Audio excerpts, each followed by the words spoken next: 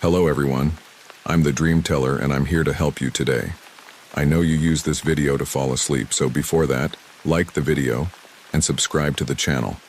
Also, where are you from and what time are you watching? Now get comfortable and relax. I shouldn't have bought that clown doll. That's what I keep telling myself at 3 a.m. when I hear the music start. But let me back up and tell you exactly what happened, because I need someone to understand this isn't just in my head.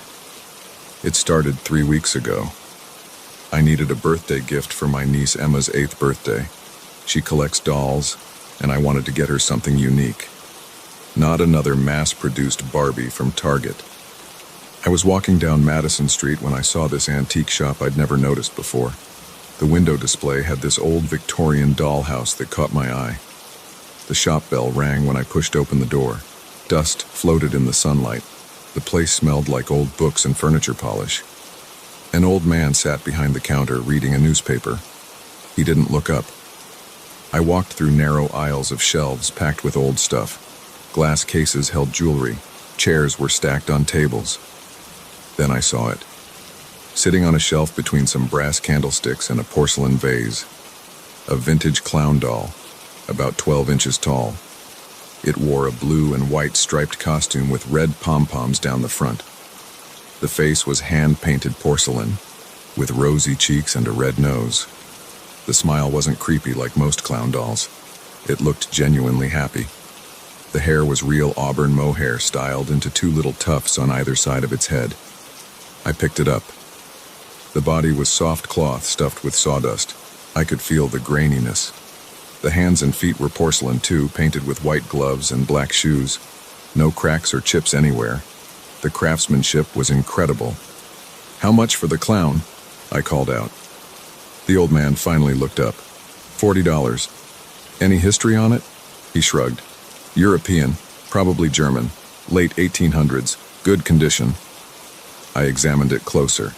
No wind-up key or speaker holes. Just a simple, well-made doll. Emma would love it.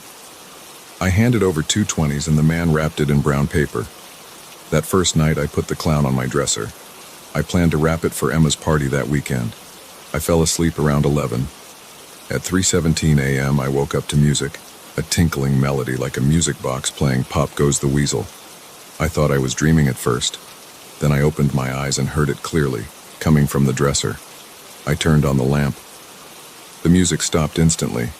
The clown sat exactly where I'd left it, that same cheerful smile on its face. I got up and examined it again. No music box mechanism, no batteries, no speakers, nothing. I put it back and went to bed. Must have been dreaming, or maybe it was coming from a neighbor's apartment. The next night, same thing. 3:17 a.m. Pop goes the weasel. This time I jumped up faster and hit the lights. Silence. The clown hadn't moved. I picked it up and really inspected it. Turned it over, felt every inch of the cloth body. Nothing mechanical inside, just sawdust filling. The porcelain parts were solid. No hidden compartments. That's when I noticed something odd about the smile. In the daylight at the shop it had looked cheerful, but now in my bedroom at 3 a.m., the painted lips seemed to curl up slightly higher at the corners. The expression wasn't quite the same. I put it in the hall closet and shut the door. Went back to bed. At 3:17, the music started again. Muffled now, but still audible through the closet door. The next day I took it to a doll repair shop. The woman there had been fixing antique dolls for 30 years. She examined every inch of it. "Beautiful piece," she said. "German, late Victorian era. Hand-painted porcelain, mohair, original costume. No music box or mechanical parts of any kind. Worth a lot more than $40. You're sure there's no way it could play music?" She shook her head. "Impossible. It's just porcelain and cloth and sawdust."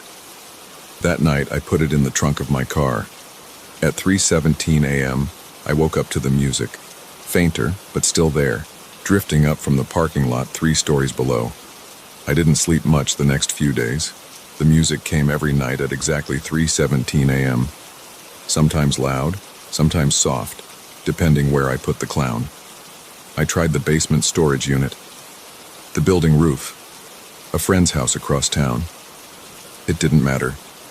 The music found me.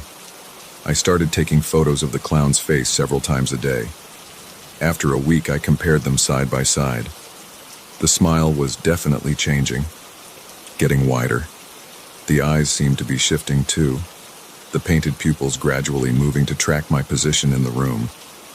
Emma's birthday party was in 2 days. No way I could give this thing to my niece now. I had to get rid of it. I drove to the antique shop. Closed. A for lease sign in the window. The whole place emptied out like it had never existed. I tried destroying it. Hit the porcelain head with a hammer. Not a scratch. Tried burning it. The flames wouldn't touch it. Threw it in a dumpster. It was back on my dresser the next morning. That's when the music started coming at random times. Not just 3:17 anymore. I'd be in the shower and hear it through the wall. Driving to work and it would play through my car speakers. Sitting at my desk and it would come from my computer, my phone, random people's phones around me. The facial changes accelerated too. The smile now stretches literally from ear to ear. The eyes follow me constantly. Sometimes when I look quickly, I catch the head turned at an angle it wasn't at before. Last night, I woke up to the music at midnight. The clown was sitting on my chest, face inches from mine. The porcelain hands were pressed against my cheeks. The stuff inside didn't feel like sawdust anymore. It felt like muscle and bone shifting under the cloth. I threw it across the room. It bounced off the wall and landed upright, still smiling. The music got louder. The painted mouth began to move.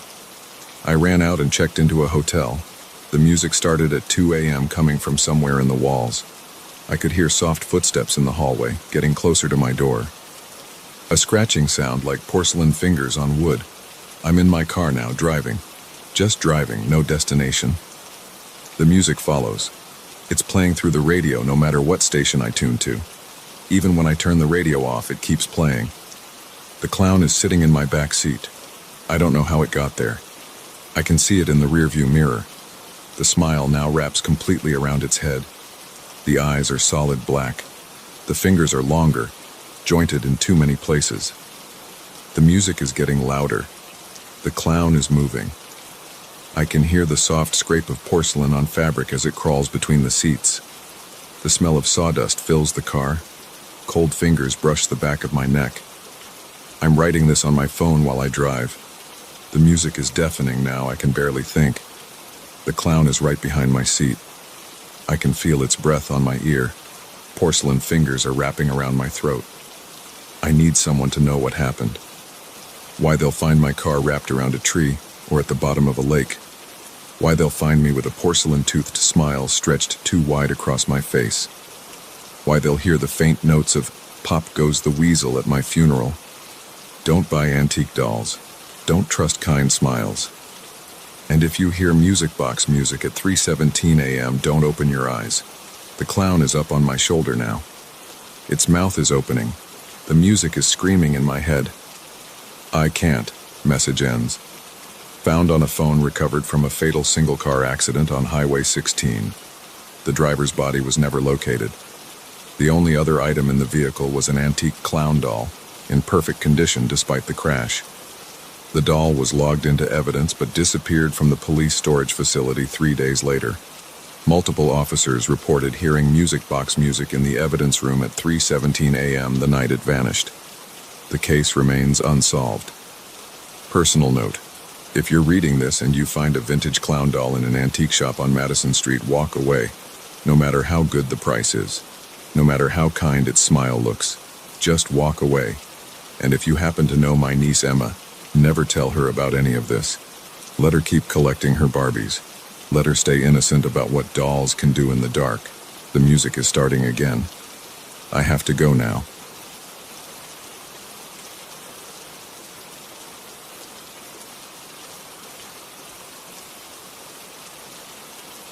The first time I saw the light flicker in the sealed-off basement, I told myself it was just faulty wiring.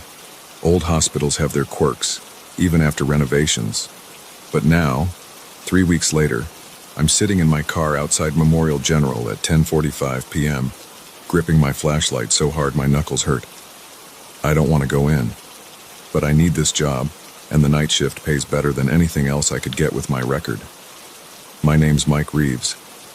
I'm the night janitor here at Memorial General, working the 11 p.m. to 7 a.m. shift.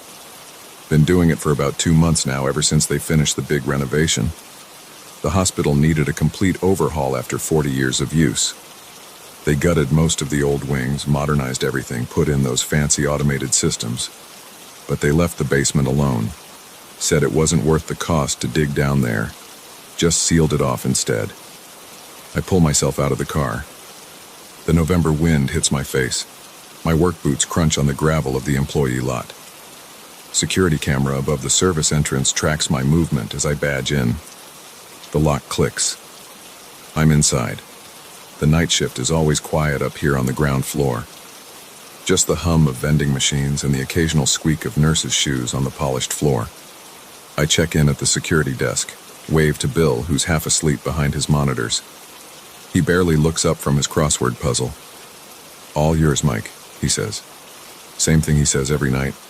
I grab my cart from the supply closet. The wheels need oil. They squeak all the way down the hall. I start my usual routine. Empty trash bins, mop floors, clean bathrooms, check supply levels. I do the first floor first, then the second, everything normal, everything quiet. But I can't stop thinking about the basement. It started 3 weeks ago. I was doing my rounds on the ground floor when I saw it through the small window in the basement access door. Just a quick flash of light from somewhere down the stairs. Like someone turning on a flashlight for a second. But that's impossible. The basement's sealed off. Has been since the renovation. The door's always locked, and I'm the only one with a key besides management. I ignored it that first night. Told myself I was seeing things. But then it happened again 2 nights later. And again. Always around 2 a.m. Always just a quick flash, like someone moving around down there with a light. Last night was different. I saw something else. Someone else. I was mopping near the basement door when I saw the light again. But this time, I looked through the window long enough to see a figure in a white coat. Just for a second. They walked right through the wall where the old operating room used to be. Just walked through it like it was nothing. The mop handle feels slick in my sweaty hands as I work my way through the second floor. My watch says 1:45 a.m. Almost time. I finish the floor early tonight. Stand there in the empty hallway, staring at my cart. I could just skip the basement door check. Nobody would know. It's not even really part of my rounds anymore since the area's sealed. But I have to know. The service stairs are quiet, except for my footsteps. Each floor down, the air gets colder. The renovations didn't reach this far. The walls still have that old institutional green paint peeling in places. My flashlight beam bounces off the concrete walls. 1:55 a.m. I'm standing in front of the basement door. The small safety window shows only darkness beyond. I pull out my keys with shaking hands. The lock turns smoothly. The basement stairs stretch down into blackness. My flashlight beam seems weaker here, like the darkness is thicker somehow. The air smells wrong, not just musty but chemical. Like old disinfectant and something else I can't place. The steps creak under my weight. 17 stairs. I count them every time. At the bottom, the beam of my flashlight sweeps across the basement. It's a huge space, mostly empty now. Support pillars cast long shadows. Old pipes run along the ceiling. The floor is bare concrete, stained dark in places. The sealed operating room would have been on the far wall. I can still see where they bricked it up during the renovation. Newer bricks, different color. A sign hanging crooked above reads, Operating Theater 3. My watch says 1:59 a.m. I wait. The temperature drops suddenly. I can see my breath now. The fluorescent light fixture above me flickers once, which is impossible because the power down here was cut months ago. 2 a.m. A light appears behind the bricked-up wall. Not bright, but clear, like sunshine through frosted glass. A shadow moves across it. My throat closes up. I should run. Every instinct screams at me to get out, but my feet won't move. The figure steps through the wall. White coat, surgical mask, dark eyes above it. They look right at me. I recognize that face. I've seen it before in the old photos in the hospital lobby. Dr. Sarah Chen, head of surgery, 1982 to 1985. Died during a procedure when a patient coded and grabbed a scalpel. The story was hospital legend. She takes a step toward me. Her feet don't quite touch the floor. I run. My flashlight hits the ground, rolls away. I slam into a pillar in the darkness, keep going. Find the stairs somehow. Take them 3 at a time. My lungs burn. I hit the door at full speed, crash through it. Sprawl on the floor of the ground floor hallway. The door slams behind me. For a long time, I just lay there, gasping. Eventually, I get up, lock the door. My hands won't stop shaking. I finish my shift somehow. Clean the 3rd floor. Restock supplies. Normal things. Real things. But I know I'll be back tomorrow night, and the night after that.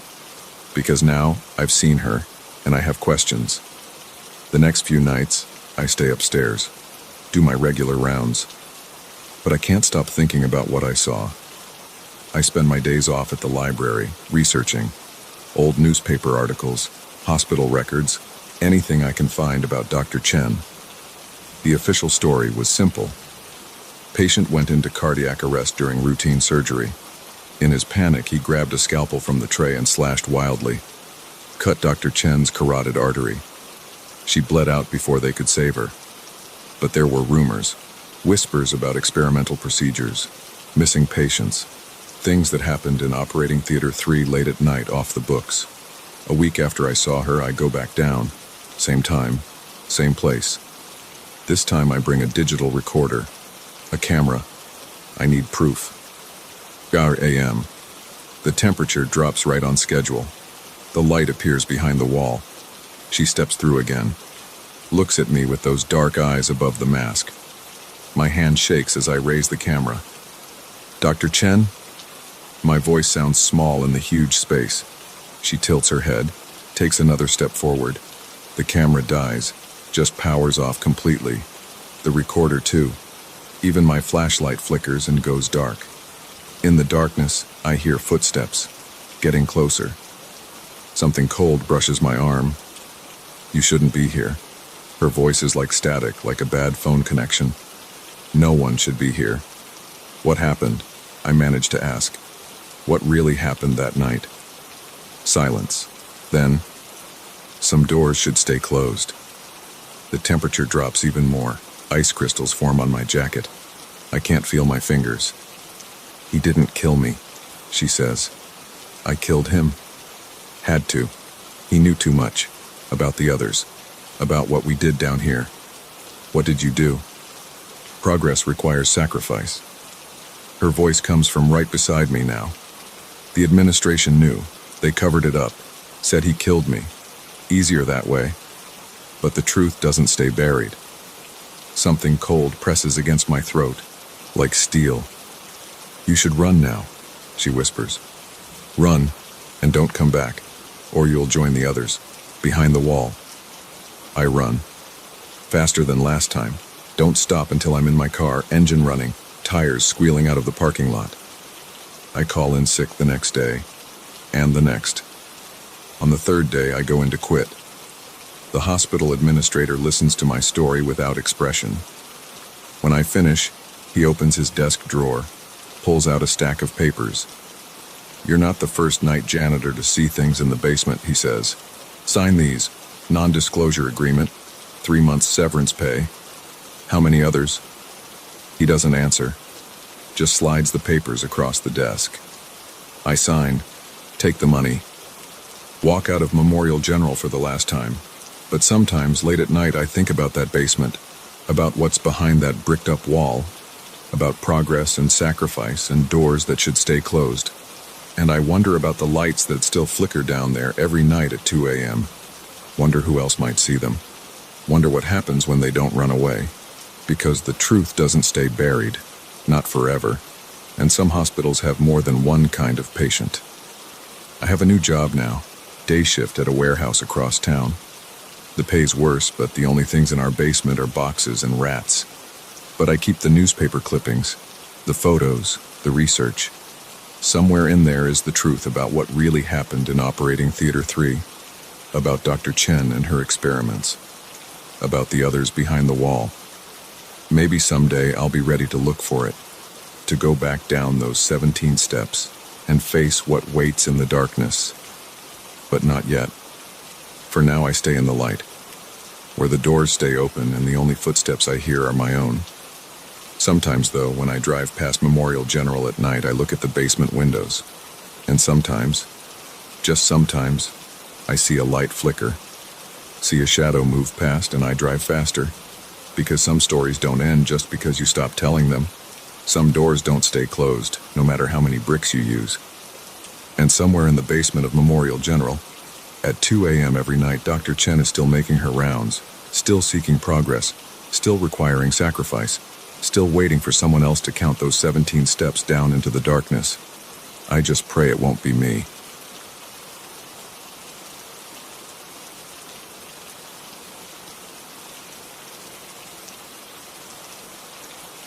The first knock came at exactly 3:27 a.m.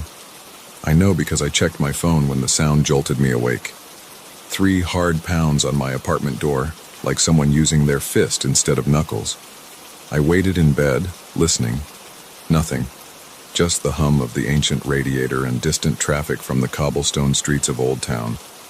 I'd only moved into 44 Blackwood Street 2 days ago. The rent was suspiciously cheap for a historic district apartment, but I didn't ask questions. After my divorce, I needed a fresh start and couldn't afford to be picky. The building was a narrow 4-story brownstone from the 1880s, with high ceilings and creaky wooden floors. My unit was on the 3rd floor, a small 1-bedroom with warped windows and peeling wallpaper. The next night, the knocking started again. Same time, 3:27 a.m. This time I got up. The floorboards groaned under my feet as I approached the door. My hand shook as I reached for the handle. I looked through the peephole. The dim hallway was empty. I opened the door. Nobody there. Just the flickering fluorescent light and the musty smell of old carpet. I asked Mrs. Chen from across the hall about it the next morning. She was watering the sad-looking plants by her door when I left for work. "Oh, you're hearing it already?" She didn't seem surprised. "That's why the rent is so low. Nobody stays in that unit very long." "What do you mean?" She lowered her voice. "Bad things happened there back in the 1950s. A woman killed herself. Slit her wrist in the bathtub after her husband left her. They say she still knocks, looking for him." I laughed it off. Ghost stories didn't scare me. I'd grown up in an old house that made plenty of strange noises. Buildings settle, pipes knock. There's always a logical explanation. But the knocking continued every night. Always 3 pounds. Always at 3:27 a.m. Always when I checked the hallway, there was no one there. After a week, dark circles formed under my eyes from lack of sleep. I started dreading sunset, knowing what was coming. I met other tenants. They all had stories. Mr. Rodriguez on the 2nd floor said he saw a woman in a white dress walking through his living room wall. The college kids in the basement unit heard crying in their bathroom at night. Old Mr. Peterson on the 4th floor refused to talk about what he'd seen, just shook his head and hurried inside when I asked. I installed a security camera facing my door. The footage showed nothing when the knocking happened, just an empty hallway. I checked the building's history at the local library. In 1952, Margaret Collins, age 32, was found dead in apartment 3B, my unit. Her husband had run off with his secretary. She left a note. "I'll wait for you to come home, James. I'll wait forever." The knocking got louder. Sometimes it was accompanied by scratching sounds like fingernails dragging across the wood. I tried sleeping with earplugs. They didn't help. I could feel the vibrations in my chest when the pounding started. One night, about 3 weeks after moving in, something changed. The knocking came as usual at 3:27 a.m., but this time, when I looked through the peephole, I saw her. A woman in a faded blue dress, her dark hair hanging in her face. Her skin was gray, almost translucent. She raised her head and looked directly at the peephole. Her eyes were black holes. I stumbled backward, my heart hammering. The door handle started turning on its own. I watched, paralyzed, as it slowly rotated. The door remained locked, but I could hear her voice now, muffled through the wood. "James? Why did you leave me, James? Please come home. My name isn't James."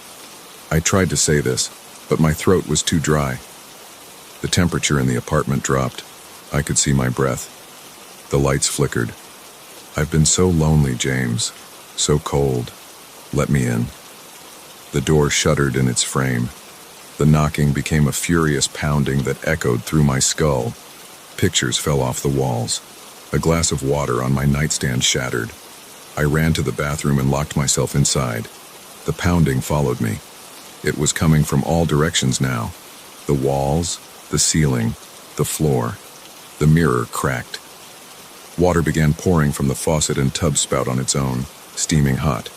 In seconds, the room filled with fog. Through the steam, I saw writing appear on the mirror. "I'll never let you leave again." The shower curtain whipped back. There she was, standing in my tub. Her wrists were slashed open, dark liquid dripping onto the white porcelain. She reached for me with gray fingers. I broke through the bathroom door and ran. Down 3 flights of stairs, taking them 2 at a time. Out into the street in just my t-shirt and boxers. The cold night air hit my lungs like needles. I didn't stop running until I reached the 24-hour diner 6 blocks away. I never went back to the apartment, left all my stuff there. The landlord kept my security deposit, but I didn't care. I moved to a modern building across town with key card entry and security cameras. No history, no ghosts. But sometimes, when I wake up at night, I check my phone. If it's 3:27 a.m., I hold my breath and listen. So far, there's been no knocking, but I know she's still there in that old brownstone, waiting. Not for me, for James. She'll wait forever, just like she promised. A week after I moved out, I ran into Mrs. Chen at the grocery store. She told me someone new had already rented my old unit. A middle-aged man, recently divorced. His name was James. I thought about warning him, but what would I say? That his dead namesake's wife was waiting for him? That she'd mistake him for her long-lost husband? That she'd never let him leave?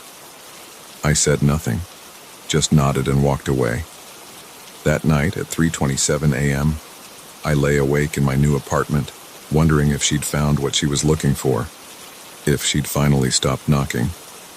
I never found out what happened to the new James. I drove by the building once, months later. His name wasn't on the mailbox anymore. The unit was empty again. The rent sign was back in the window, still suspiciously cheap.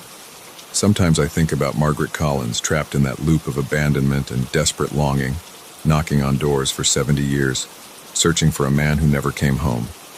I wonder if she knows he's long dead, if she cares, or if in her endless vigil time has lost all meaning. I don't believe in ghosts, not really. But I believe in grief, in loss, in the way pain can echo through decades like knocking in an empty hallway. I believe in the things we leave behind, the promises we break, the holes we tear in other people's lives. And I believe that at 3:27 a.m., in an old brownstone on Blackwood Street, a woman still waits for her husband to return, still knocks on doors that never open, still searches for a love that abandoned her. Just don't make the mistake I did. Don't open that door. Don't answer that knock. Some stories don't have happy endings. Some residents never leave, and some apartments stay vacant for a reason.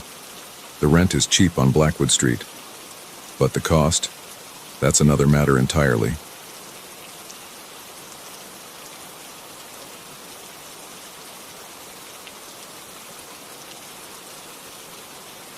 Something is wrong with this house. I know that now. What I found in that chest changed everything. The footsteps I hear at night aren't my imagination. They're real, and they're getting closer. But I should start at the beginning. I moved in 3 weeks ago. The rent was cheap. Too cheap for a 3-bedroom Victorian in this neighborhood. The realtor gave me some story about the previous tenant breaking the lease early and the owner wanting to fill it quickly. I didn't ask questions. I should have. The first week was normal. I unpacked my stuff, started my remote work routine, ordered furniture online, standard moving stuff. The house had some quirks, creaky floorboards, drafty windows, that musty smell old houses get. Nothing I couldn't handle. Then last Saturday, I decided to tackle the attic. The realtor mentioned I could use it for storage, but warned it needed cleaning. She wasn't kidding. The space was a mess, dust everywhere, cobwebs in every corner, old newspapers scattered around. The afternoon sun came through a small round window, lighting up the dust particles floating in the air. I found the chest pushed against the far wall, half hidden behind some old cardboard boxes.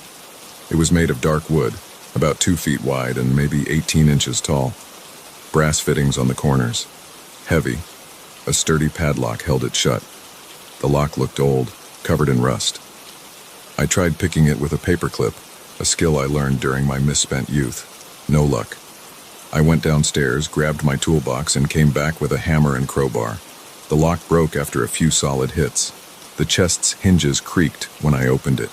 Inside, I found 2 bundles. The first was a stack of black and white photographs tied with twine. The second was a collection of letters, yellowed with age, held together with a rubber band that had gone brittle. I sat cross-legged on the dusty floor and started with the photos. The first showed the house. My house, but newer. The paint looked fresh, the garden well-maintained.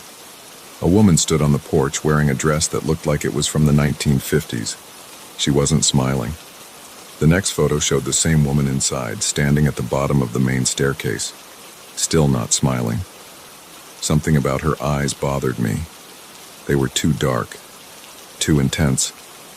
More photos of the woman. In the kitchen, in the living room, always alone, never smiling.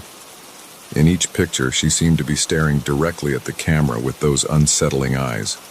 The last photo made my stomach turn. The woman again, but this time in the attic. The same attic I was sitting in. She was standing in the exact spot where I'd found the chest. Her expression was different in this one. She was smiling. It wasn't a pleasant smile. I set the photos aside and picked up the letters. The rubber band crumbled when I touched it.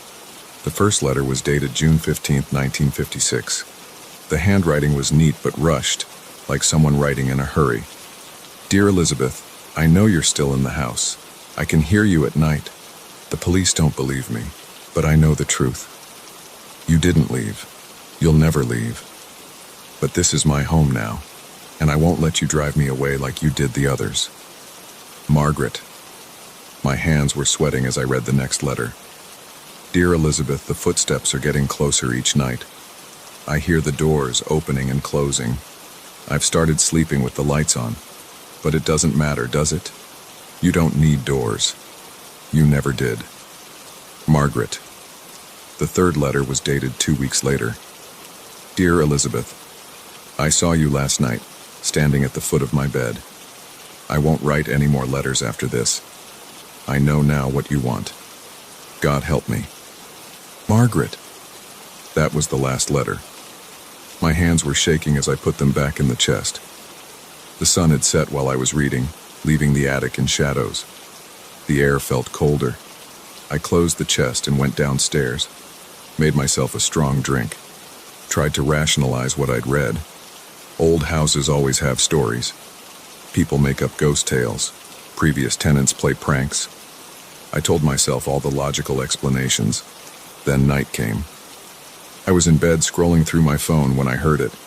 A floorboard creaked in the hallway outside my bedroom. I froze, holding my breath. Another creak, closer this time. I told myself it was just the house settling. Old houses make noise. But then I heard the distinctive sound of a door opening downstairs. The hinges on the guest bathroom door have a specific squeak. I'd been meaning to oil them. More footsteps, slow, deliberate, coming up the stairs. Each step distinct, purposeful. I lay there, perfectly still, phone forgotten in my hand. The footsteps reached the top of the stairs, started down the hallway, the floorboards protesting under each step. They stopped outside my door. The handle turned. Slowly. I could hear the mechanism clicking. I threw myself out of bed, grabbed my keys and phone, and ran. Didn't even put on shoes. The footsteps followed me down the stairs. I fumbled with the front door lock, got it open, and sprinted to my car. I spent the night in a motel. The next morning, feeling foolish in the bright sunlight, I went back. Everything looked normal.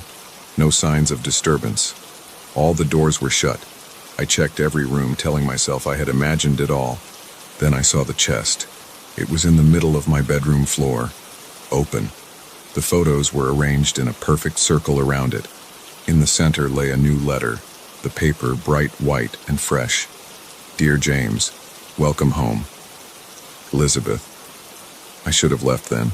Should have broken the lease, packed my stuff, and never looked back. But I didn't. Maybe it was stubbornness.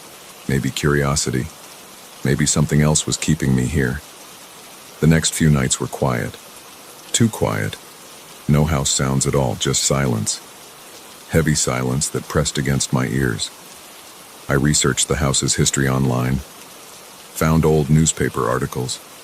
Elizabeth Morton disappeared in 1955. The police suspected her husband but could never prove anything.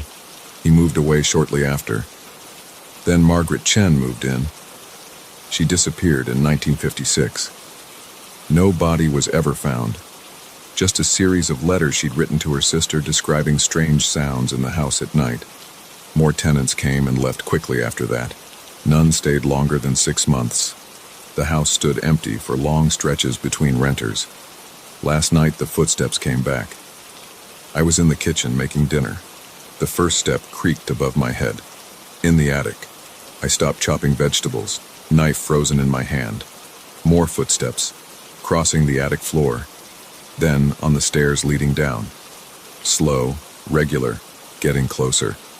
I gripped the knife tighter. My palms were sweaty. The steps reached the second floor, started down the main stairs. I could hear each individual board groan under the weight. I should have run. Should have dropped the knife and bolted for the door. But I didn't. I stood there, waiting. The footsteps reached the bottom of the stairs, turned toward the kitchen. My heart was pounding so hard I could feel it in my throat. The steps entered the kitchen behind me. I could feel the presence. The air got colder. I turned around. She looked exactly like the photos. The dress, the dark eyes, that smile. "Hello, James," she said. Her voice was like dry leaves scraping across concrete. "I've been waiting for you. I'm writing this now from my car parked outside a coffee shop. My hands are still shaking. I can't go back to the house, but I know I have to. My things are there. My life is there. And somehow, I know she's waiting. She's always been waiting. The chest, the photos, the letters, they weren't a warning. They were an invitation. I check my phone. The sun is setting. It's time to go home. She's calling, and I'm going to answer.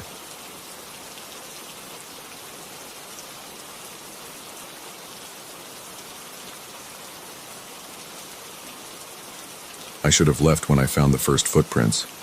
That's what any sane person would have done, but I had a deadline, and the advance from the publisher was already spent.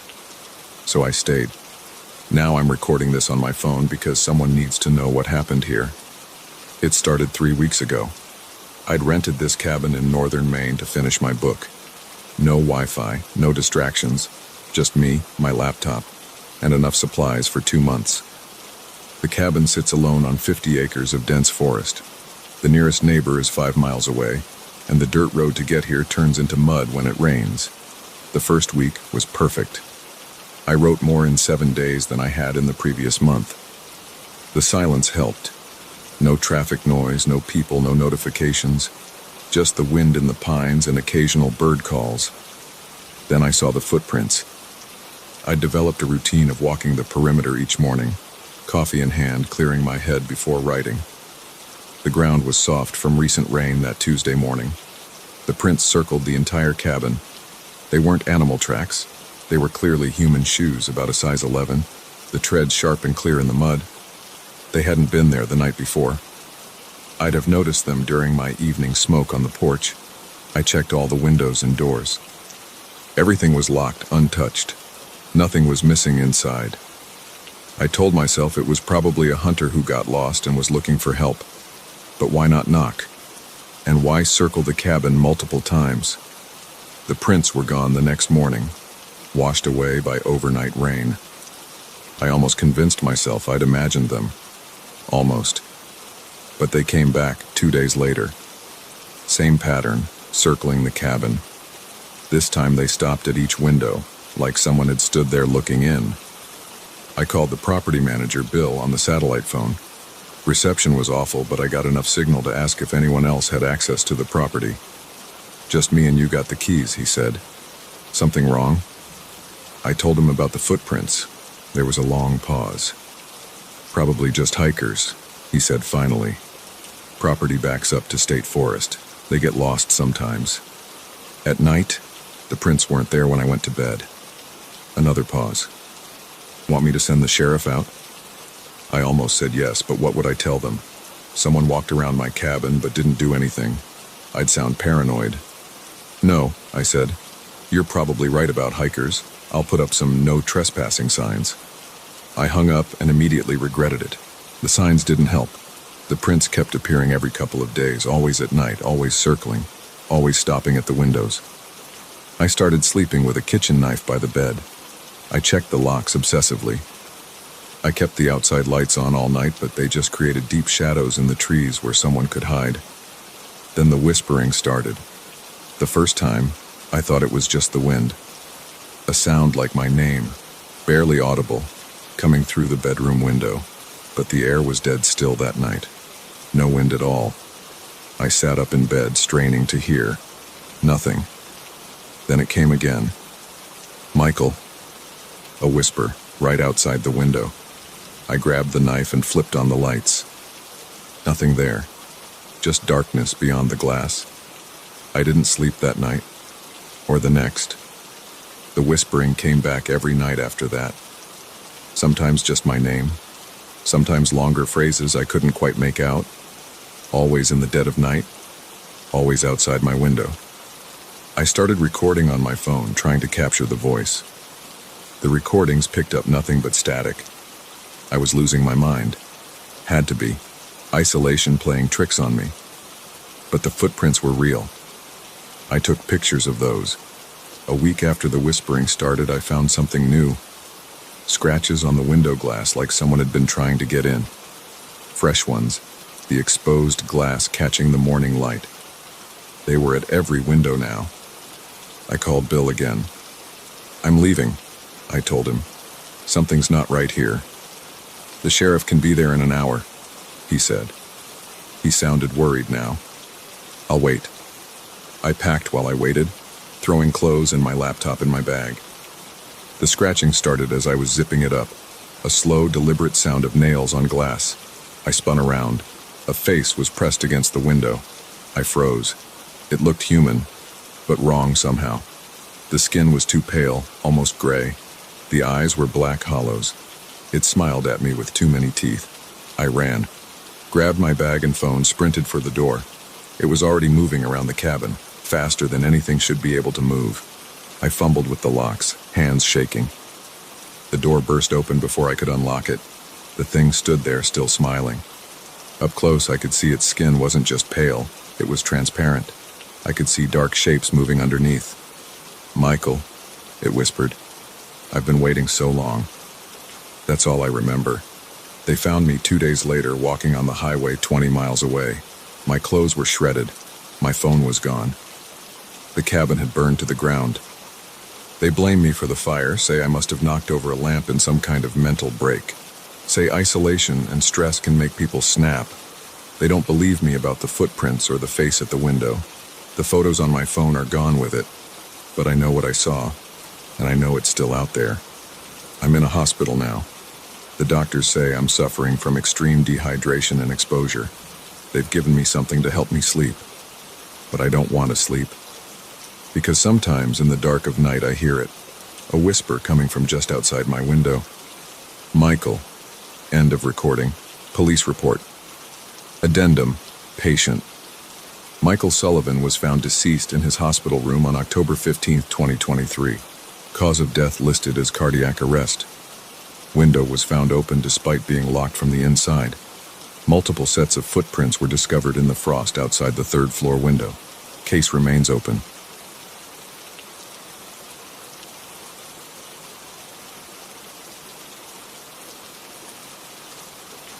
I shouldn't have bought that mirror. That's what I keep telling myself as I sit here in the dark, too afraid to look at my own reflection. My hands shake as I type this on my phone. I need to document what's happening before it's too late. Maybe someone will find this and understand. Maybe they'll believe me. 3 weeks ago, I was just a normal guy looking to furnish my new apartment in downtown Chicago. I had finally saved enough for a decent one-bedroom after 5 years of grinding at my accounting job. The walls were bare, and I needed something to make the place feel less empty. I found the mirror at a cluttered antique shop in Wicker Park. The shop smelled like dust and old wood. Piles of furniture and random junk filled every corner. The mirror stood in the back, partially hidden behind a stack of chairs. It was tall, about 6 feet, with an ornate bronze frame. The bronze had turned dark green in spots. The glass looked clean despite the dust everywhere else. The old woman at the counter wanted $200 for it. I got her down to $150. She seemed eager to sell it now that I think about it. Should have been my first warning. Getting it home was a pain. The mirror was heavier than it looked. I had to pay extra for the Uber XL, and the driver helped me carry it up to my 4th-floor apartment. I hung it in my bedroom that night, opposite my bed. It looked good there, fancy but not too flashy. The first few days were normal. I'd get ready for work in the morning, check my outfit in the mirror, normal stuff. Then I started noticing things. Small things at first. One morning, I was tying my tie, and I saw something move in the corner of the mirror. Just a quick shadow, like someone walking past a doorway. But I live alone, and I was standing still. I turned around. Nothing there. I checked every room. Everything was locked up tight. It happened again 2 days later. This time the shadow was bigger, more defined, like a person's silhouette passing right behind my reflection. I spun around so fast I almost fell. Empty room, empty apartment. Then the laughing started. I was getting ready for bed, just a normal Tuesday night. I glanced in the mirror while taking off my watch. A soft laugh echoed through the room, like someone trying not to be heard, but failing. A woman's laugh, high-pitched and breathy. I froze. The sound came again, closer this time. It seemed to come from inside the mirror itself. I stared at my reflection. My face looked pale, eyes wide with fear. Behind me in the mirror, a shadow moved. The laugh came again, right next to my ear. I ran out of the bedroom, slept on the couch that night, told myself I was being stupid, that I was just tired from working late. The next day I avoided looking in the mirror. Got dressed in the bathroom instead, but that night lying on the couch I heard it again. The same soft laugh drifting out from my bedroom. I pulled the blanket over my head like a kid hiding from monsters. I started sleeping at my girlfriend Sarah's place. Didn't tell her why. Just said my apartment was being fumigated. She could tell something was wrong. Said I looked tired, jumpy. Asked if I was okay. I lied and blamed work stress. After a week of avoiding my own bedroom, I knew I had to face it. Couldn't keep sleeping on Sarah's couch forever. Had to deal with whatever was happening. I went back to my apartment on a Sunday morning. Figured daylight would make it less scary. Wrong. The bedroom was cold when I walked in. The mirror looked normal, just showing my messy room. I stood in the doorway, watching. Nothing moved. No sounds. I stepped closer. My reflection did the same. Another step. Still normal. I was 3 feet from the mirror when I saw it. A face peering over my reflected shoulder. A woman's face, pale white, with dark hollow eyes and black hair hanging in wet strands. I couldn't move. My body felt frozen in place. The face smiled, showing too many teeth. The laugh came again, right behind me. But in the real world, I was alone. The woman existed only in the mirror. She raised one white hand and placed it on my reflection's shoulder. I felt cold pressure on my actual shoulder, fingers digging in. The laugh turned into a giggle, then a full cackle. I ran, grabbed my keys and phone and ran out of the apartment. Spent the next 2 days in a hotel. When I came back, I covered the mirror with a sheet. That worked for about 6 hours. I woke up at 3 a.m. to find the sheet on the floor. The woman stood in the mirror, full body visible now, long white dress, dripping wet. She pressed her hands against the glass like she was trying to push through. I tried to sell the mirror, posted it on Facebook Marketplace, Craigslist, everywhere. No takers. Tried to give it away for free. Nothing. Called the antique shop. Number disconnected. Went back to the store. Empty building. For lease sign in the window. Like it had never existed. The woman appears more often now. Sometimes she brings friends. Other pale faces with dark eyes, all laughing, all watching. They follow my reflection around the mirror, reaching for me with long white fingers. Last night was the worst. I woke up to the laughing. The mirror glowed in the darkness. The woman stood there with 5 others, all pressing against the glass. Cracks started appearing, spreading like spider webs across the surface. The laughing got louder. The cracks grew wider. I saw hands pushing through, glass breaking outward. I'm in a motel now. Called in sick to work. The mirror is still in my bedroom. I can't go back there. Can't sleep. Every reflective surface makes me jump. Windows at night. The blank screen of my phone. The chrome faucet in this motel bathroom. I think I hear laughing in the hallway. My phone screen just went black. There's a face in the reflection. She's smiling at me. I have to G. The rest of the document appears to be corrupted or incomplete. Several attempts to recover the missing text have failed. The author's current whereabouts are unknown.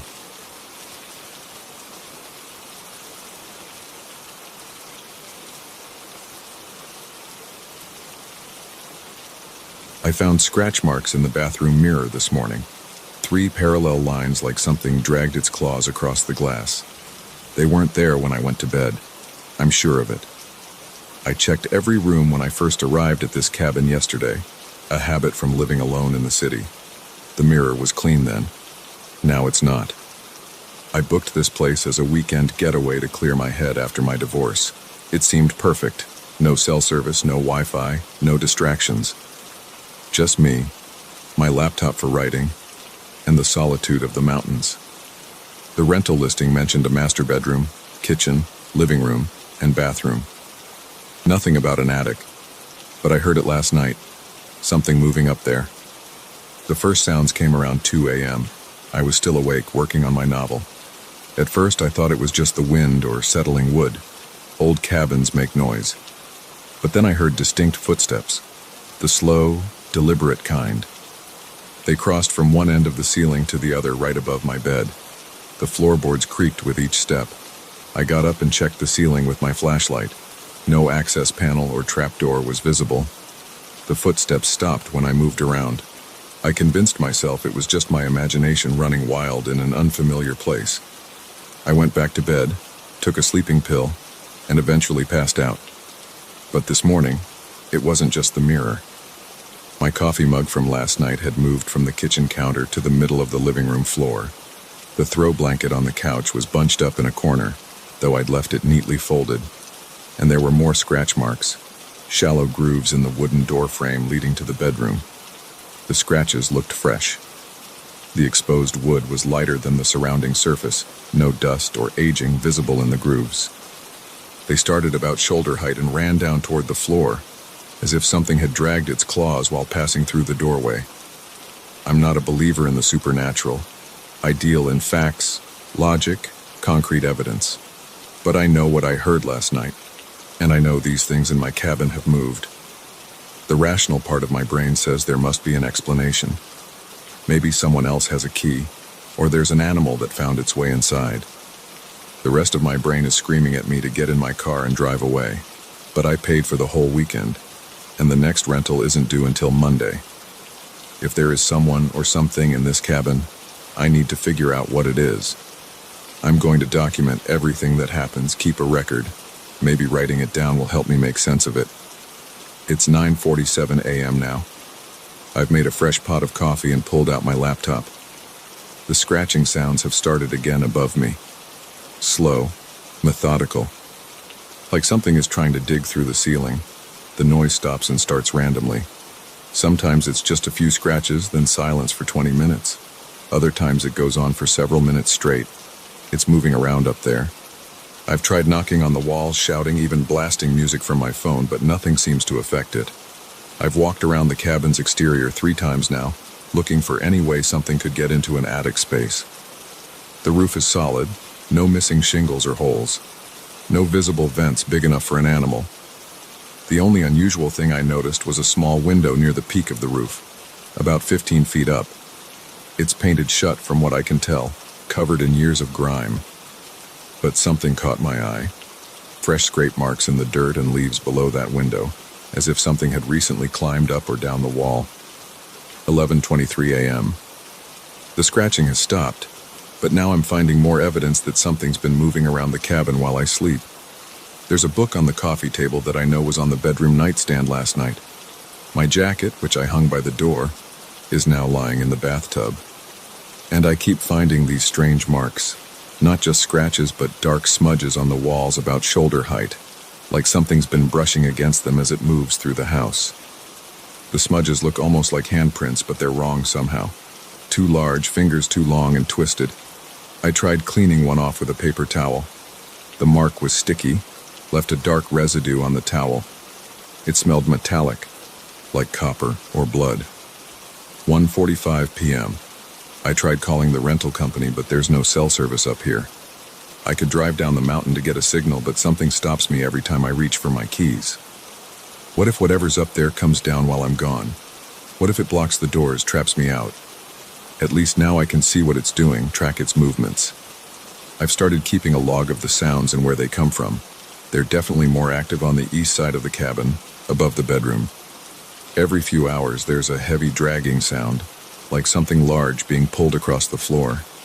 Then the scratching starts again in a new location. 3:12 p.m. I found something that changes everything. I was checking the closets again, looking for any hidden access to the attic, when I noticed one of the ceiling panels in the hallway was slightly discolored. I got a chair and pushed on it. The panel moved. I used my phone's flashlight to look through the gap. There's definitely an attic up there. I could see exposed beams and insulation. And something else. In the beam of my flashlight, I saw what looked like claw marks covering the wooden beams. Hundreds of them crossing and overlapping. Some looked old, others freshly carved into the wood. But that's not the worst part. There were things stored up there. Suitcases, backpacks, what looked like sleeping bags, all covered in dust and cobwebs. How long have they been there? Who did they belong to? The rental listing said this cabin was newly renovated and had only been available for the past year. 4:40 p.m. The sounds are getting louder, more frequent. The dragging noise comes every few minutes now, and there's something new. A low, wet sound, like breathing but wrong. Too heavy, too rhythmic. It follows me as I move through the cabin, always staying directly overhead. I tried taking pictures of the scratches and smudges, but they don't show up clearly in photos. The marks look blurred, distorted. Even the physical evidence of whatever's up there doesn't want to be documented. 6:15 p.m. The sun is starting to set. The shadows in the cabin are getting longer, darker. The temperature has dropped at least 10 degrees in the past hour. I've turned on every light in the place, but the corners still seem too dark, too deep. I found more items that aren't mine. A woman's watch on the kitchen counter. A child's stuffed animal behind the couch. A man's wallet, empty except for an expired driver's license from 3 years ago. I looked up the name when I still had internet yesterday. The man was reported missing in these mountains. His car was found at a trailhead 5 miles from here. 7:30 p.m. Something changed in the past hour. The sound stopped completely. No scratching, no dragging, no breathing, just total silence. It's worse somehow. The quiet feels heavy, expectant, like the moment before a storm breaks. I've pushed furniture against the bedroom door, lined up kitchen knives on the nightstand. I have my car keys in my pocket, though I'm not sure I could make it to the vehicle if I needed to. The darkness outside is absolute. No moon, no stars visible through the clouds. 8:45 p.m. I heard it. A new sound. Wood splintering. Then a loud crack from the hallway. I opened the bedroom door just enough to peek out. The ceiling panel I'd found earlier was hanging open. Something dark was moving in the gap. I slammed the door shut and wedged a chair under the handle. For a moment there was silence. Then I heard it. The sound of something heavy dropping onto the hallway floor. Footsteps, but not like before. Heavier. Closer. The doorknob started to turn. The chair creaked against the door. I backed away, grabbing the largest knife from the nightstand. The scratching started again, but not on the ceiling this time. Right on the door. Long, slow scrapes of claws on wood.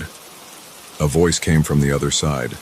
It sounded almost human, but distorted, like someone trying to remember how to speak. It said my name. Then it said other names.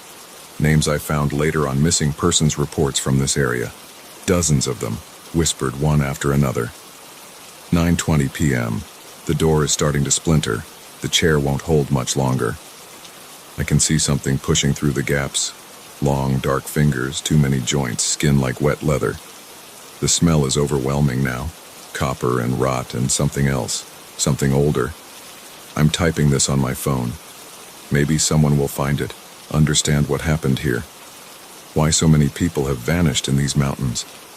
What lives in the spaces above these rental cabins, these renovated properties with their hidden attics and sealed windows. The door is breaking. I can hear wood cracking, see the hinges pulling from the frame. The thing on the other side is still whispering names.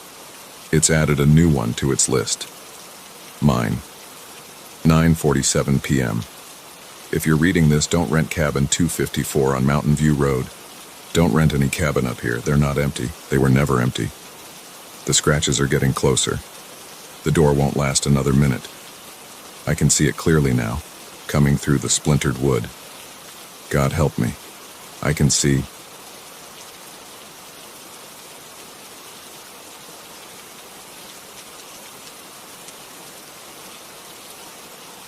The first thing I noticed when I pulled into the driveway of my new house was the woods.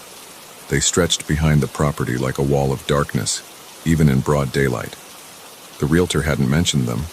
The listing photos must have been taken at angles that didn't show the forest. I killed the U-Haul's engine and sat there for a minute, staring at the tree line. Something about it made my skin prickle. I had just started unloading boxes when I heard the shuffle of feet on gravel. An old man stood at the edge of my driveway, leaning on a wooden cane.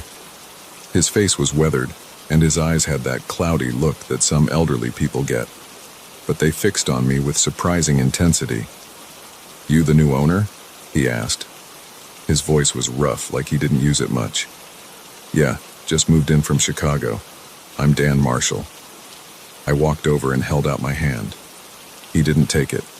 "Listen carefully. Don't go in those woods behind your house. Ever." He jabbed his cane toward the tree line, especially not at night. I forced a laugh. "Why's that?" He just shook his head. "Been here 40 years. Lost 3 neighbors who didn't listen." He turned and started shuffling away. "Wait, what do you mean, lost?" But he kept walking, not looking back. I went back to unloading boxes, trying to shake off the weird encounter. The old guy was probably just one of those neighborhood characters who likes scaring newcomers. Every suburb has them.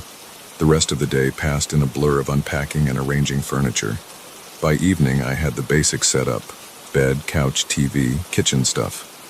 I ordered pizza and sat on my back deck eating it, looking out at the woods.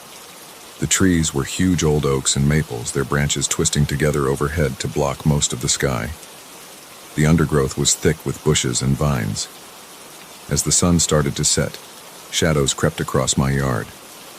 The temperature dropped quickly. A cool breeze carried the smell of decay, rotting leaves, damp earth. Normal forest smells, but something about them made me uneasy. I caught movement at the tree line. Probably just a deer or raccoon. But I remembered the old man's warning and went inside. locking the door behind me. That night I couldn't sleep. The house made unfamiliar settling noises. Tree branches scraped against the siding. Around 2 a.m., I got up to get water from the kitchen. As I passed the sliding glass door to the deck, I froze. There were footprints in the dewy grass. Human footprints leading from the woods to right below my bedroom window. They weren't there earlier. My heart started pounding. I flicked on the outdoor lights and grabbed a baseball bat from my sports equipment box. The prints were clear. Someone had definitely been walking in my yard recently. I called the police. 2 officers came out and looked around with flashlights. They found the footprints but said there wasn't much they could do without signs of attempted break-in. They'd increase patrols in the area. One officer suggested setting up security cameras. I didn't sleep the rest of the night. I sat in my living room with all the lights on, jumping at every sound. When dawn finally came, I went out to check the footprints again. They were gone. The grass showed no sign anyone had walked there. I spent that morning installing security cameras and motion sensor lights. The next few days passed normally. I started my remote work job, got into a routine, but I kept thinking about those footprints and the old man's warning. One afternoon I was taking out trash when I noticed something odd at the edge of the woods. A scrap of fabric caught on a branch, fluttering in the breeze. Dark red like dried blood. I walked closer. The fabric looked old and weathered, but it was definitely cloth, maybe from clothing. As I reached for it, I noticed more scraps deeper in the trees, and what looked like drag marks in the dead leaves covering the ground. I followed the trail about 20 feet into the woods. The temperature seemed to drop with each step. The scraps of fabric led to a small clearing. In the center was a circle of stones, each about the size of a fist. They were arranged too precisely to be natural. In the middle of the circle was a small animal skull, probably a raccoon or possum, but it had been placed there deliberately, facing the direction of my house. My hands were shaking as I took photos with my phone. This had to be some kind of teenage prank. Kids messing around in the woods trying to scare the new neighbor. But as I turned to leave, I saw more drag marks leading deeper into the forest, and more bits of torn, blood-stained cloth. I started walking faster, following the trail. The woods got darker as the trees grew thicker. I lost track of how far I'd gone. The drag marks continued, along with other disturbing signs. Broken branches at head height, like something tall had pushed through. Deep scratches in tree bark. More circles of stones. My phone had no signal. The sun was getting low.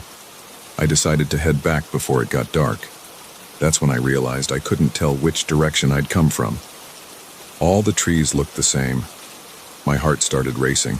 I picked a direction and walked quickly, looking for anything familiar. After 10 minutes, I knew I was lost. The forest had gone completely silent. No birds, no insects, just the sound of my breathing and footsteps on dead leaves. Then I heard it. A soft voice somewhere behind me, speaking words I couldn't quite make out. I started running. Branches whipped my face. I tripped over roots and scrambled back up. The voice followed, getting closer.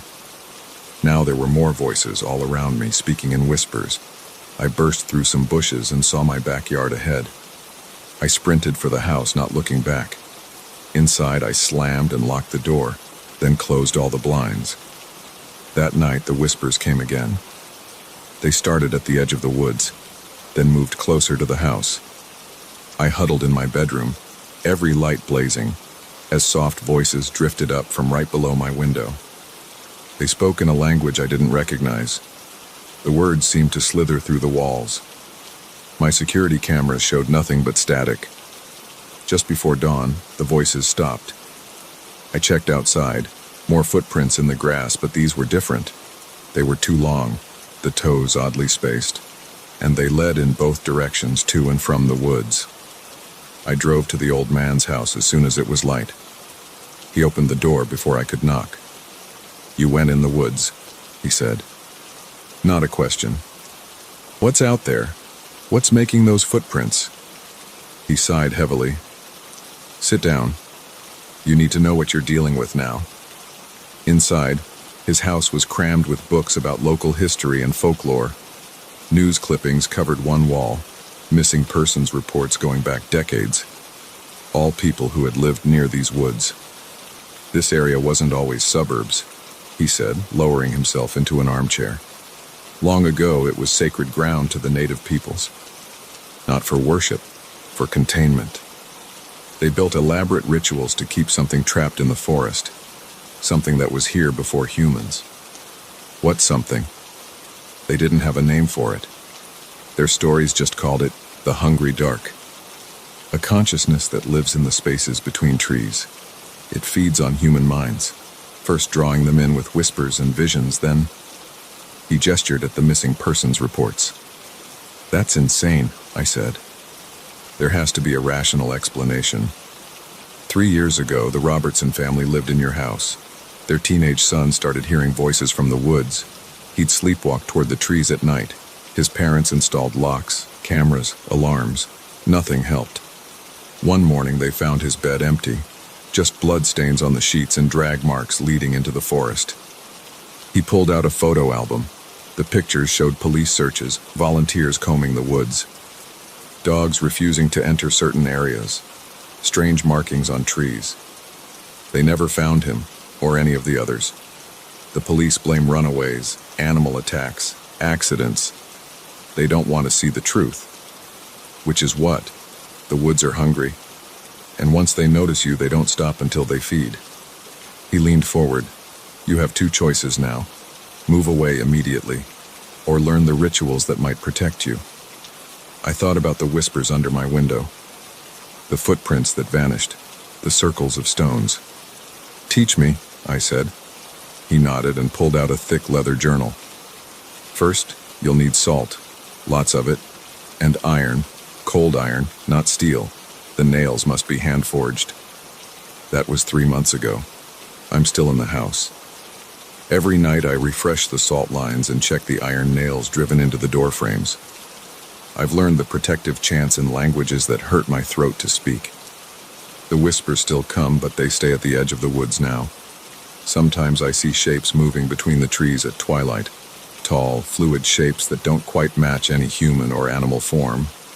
I know I should move, but something holds me here. Maybe it's stubbornness, maybe it's curiosity. Or maybe the woods have already gotten into my mind, pulling me slowly toward them day by day. The old man checks on me regularly. He says I'm doing well with the rituals. But sometimes I catch him looking at me with concern, like he's searching my face for signs of something. Last week, I woke up on my back deck in the middle of the night. I have no memory of going outside. There was dirt under my fingernails and leaves in my hair. The whispers are getting louder. Some nights I can almost understand the words. I should leave. I need to leave. But the woods are so beautiful at twilight. And the voices are starting to sound like home. I think I'll go for a walk tonight, just to the edge of the trees, just to listen for a while. After all, the woods are waiting and they're so very, very hungry.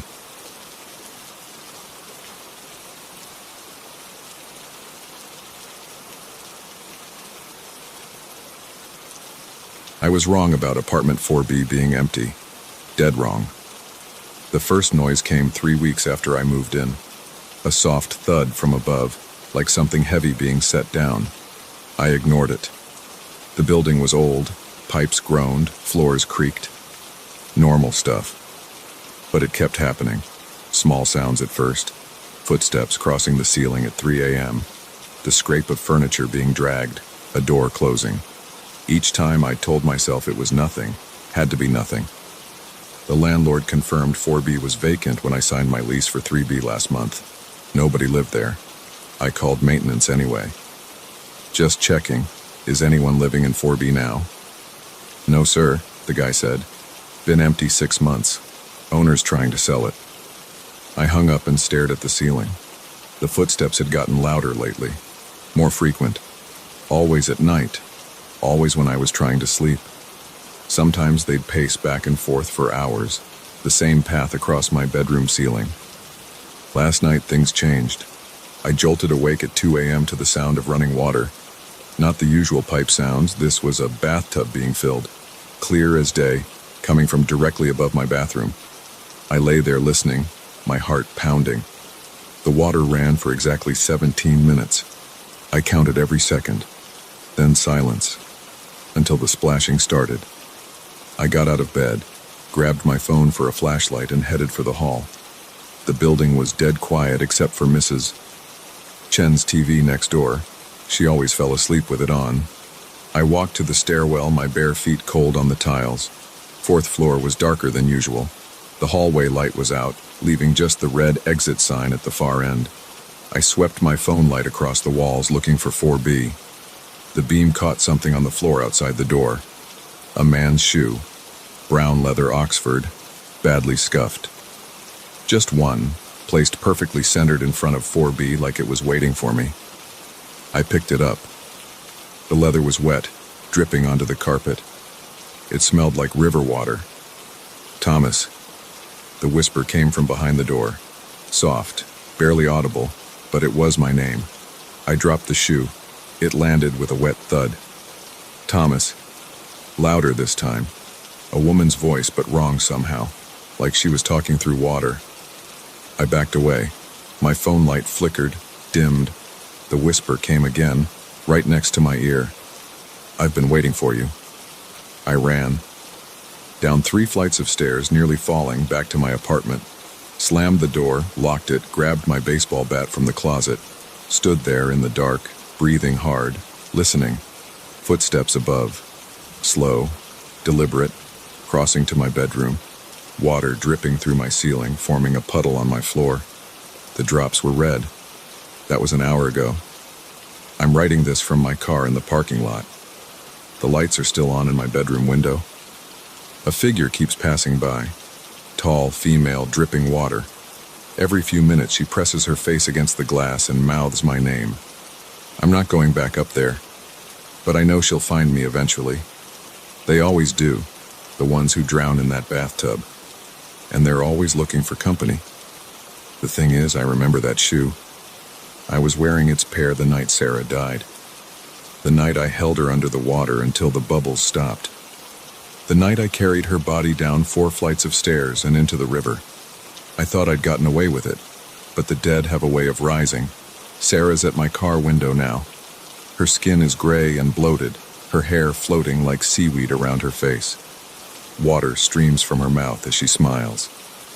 Found you, she gurgles. The door locks just clicked open on their own. I hear splashing in the back seat. This will be my last update. If you're reading this, stay away from apartment 4B. Some things should stay buried.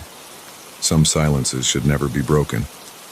But most importantly, always check the bathtub before you go to sleep. You never know who might be waiting there under the water whispering your name. I have to go now. Sarah's calling. And I can't hold my breath forever. The end.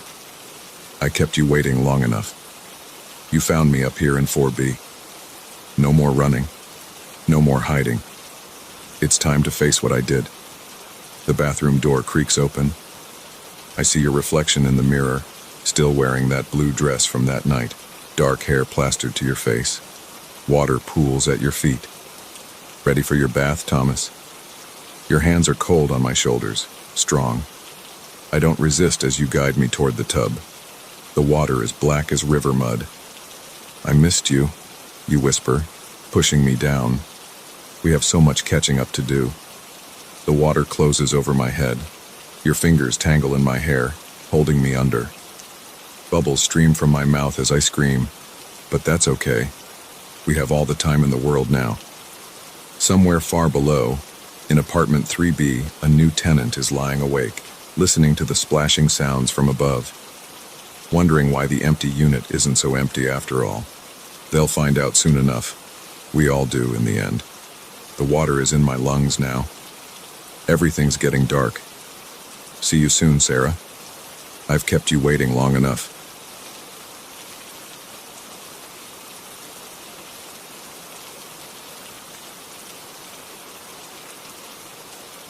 The old camera sat in my hands, heavy and cold.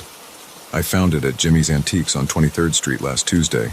$20. The price tag said, Vintage Rolleiflex, as is. I didn't know if it worked, didn't care. Something about its scratched metal body and clouded viewfinder pulled me in. 3 days later, my hands shook as I spread the developed photos across my kitchen table. In every single one, there he stood. A man in a brown tweed suit and matching hat, maybe from the 1950s. Sometimes at the edge of the frame, sometimes dead center. The thing is, I shot these photos alone. I'm sure of it. Let me back up. I should tell this right. I'm not a photographer. Never was. I fix air conditioners for a living. Not exactly an artistic job. But last week, walking past Jimmy's shop window, that camera caught my eye. It sat between a rusty toaster and some kid's baseball trophy covered in dust. I went inside without thinking. Jimmy, all liver spots and white stubble, barely looked up from his newspaper. Need something? The camera, in the window. He shrugged. Works far as I know. Lady brought it in last month, estate sale stuff. The price tag hung from a frayed string. $20 seemed like nothing for something that solid. The metal felt right in my hands. Heavy. Real. Not like the plastic digital things everyone uses now. I'll take it, I said. At home, I found an old manual online. Spent 2 hours learning how to load the film. The mechanisms clicked and whirred like they should. I bought 3 rolls of black and white film from that specialty camera shop downtown, the one that somehow stays in business. Saturday morning, I took the camera out. Clear sky, good light. I started in my neighborhood, brownstones, corner stores, kids playing basketball. Normal stuff. The viewfinder showed everything upside down, but I got used to it. Click, click, click. The weight of the camera felt good, professional. Each shot took time to line up, to focus. No instant preview, no delete button. Just the mechanical snap of the shutter. I walked for hours, down to the river, through the park, up to the old industrial district with its empty warehouses. Shot whatever caught my eye.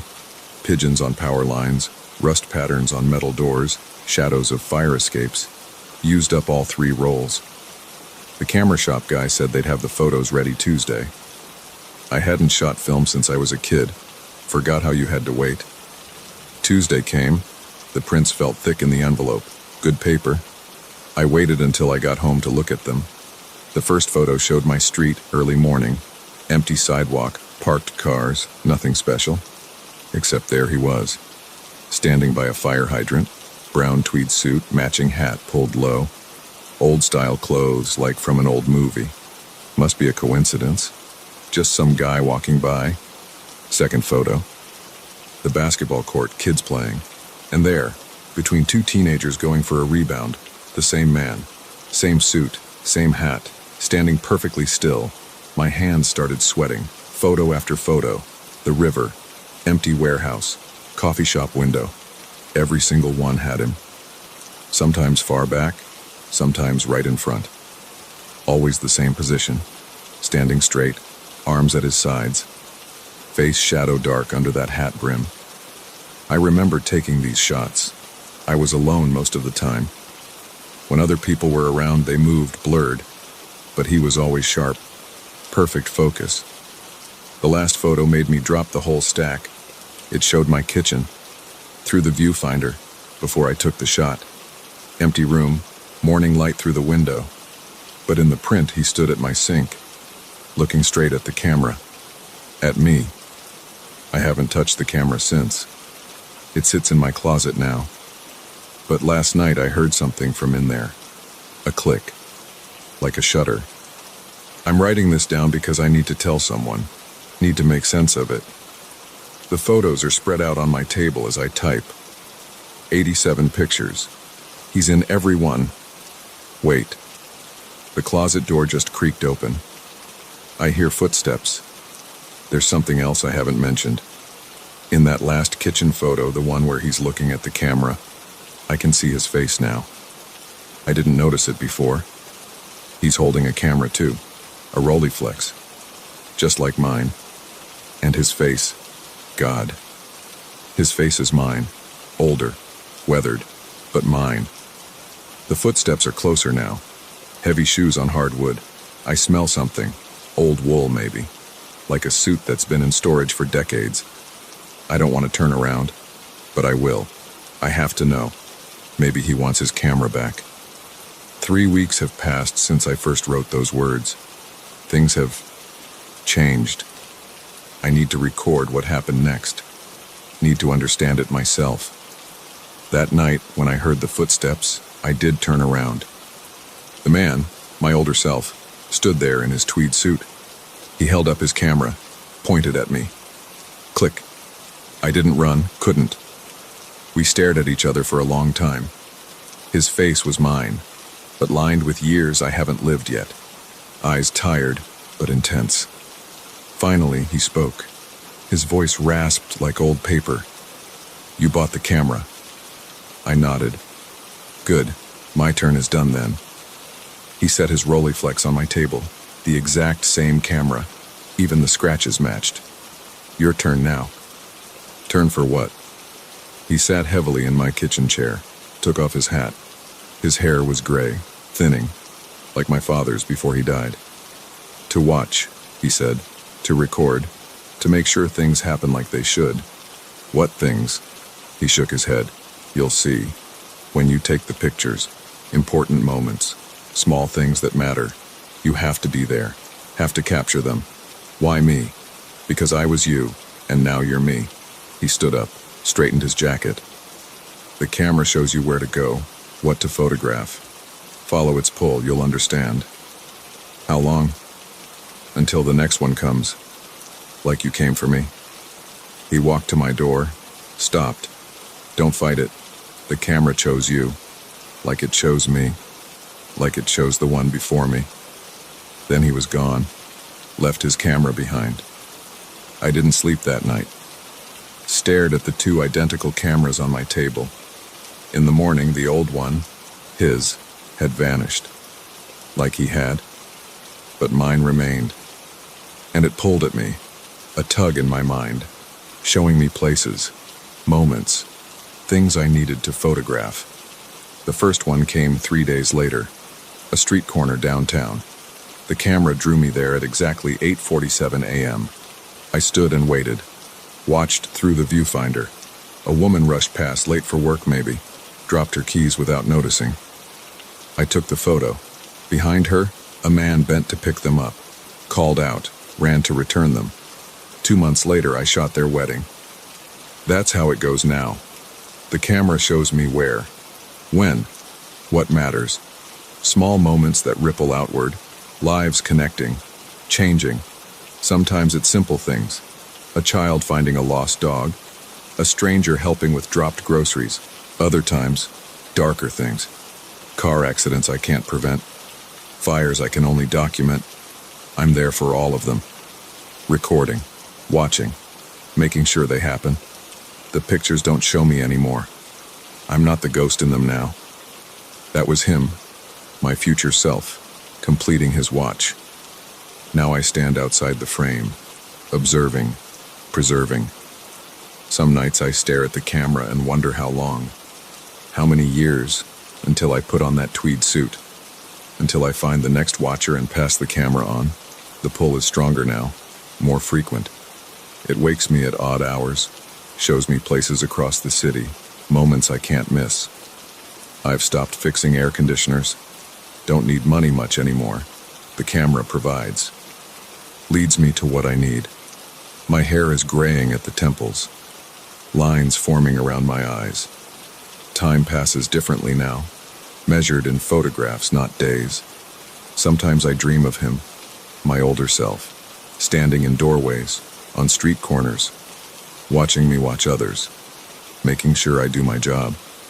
The camera sits beside me as I write this, heavy, cold, waiting. It's pulling again, showing me somewhere I need to be, someone whose moment needs recording. I have to go now, have to watch, have to preserve. After all, that's what the camera chose me for, like it chose him, like it will choose another. Click.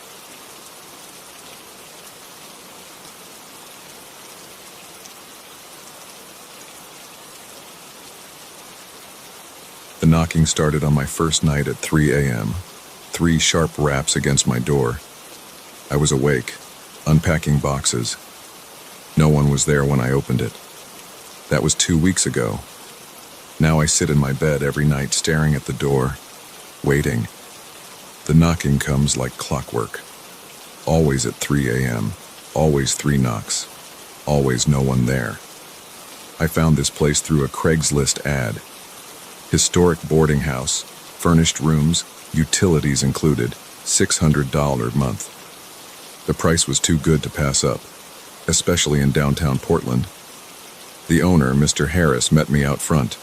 He was tall, maybe 70, with thick glasses and thinning gray hair. "You're looking at room 210, he said, leading me up creaky wooden stairs. It's been vacant for a few months. The room was basic but clean. Queen bed, dresser, desk, mini fridge. High ceilings, hardwood floors, one window overlooking the street.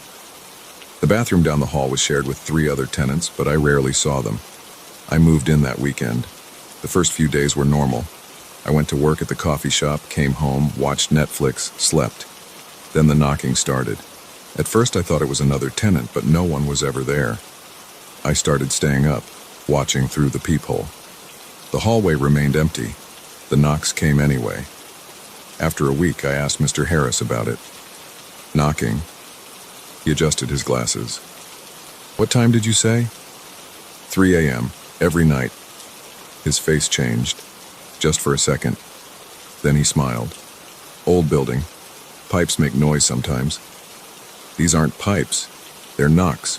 On my door specifically." He was quiet for a moment. "Room 210 had a tenant before you. James Chen. Nice young man, worked in tech. He disappeared about 6 months ago." "Disappeared?" "Left without notice. His belongings were still there. Police investigated but found nothing. No family to contact." He paused. "They never found him." I went back to my room and Googled James Chen Portland missing. A few local news articles came up. 32-year-old software engineer, last seen leaving work on March 15th.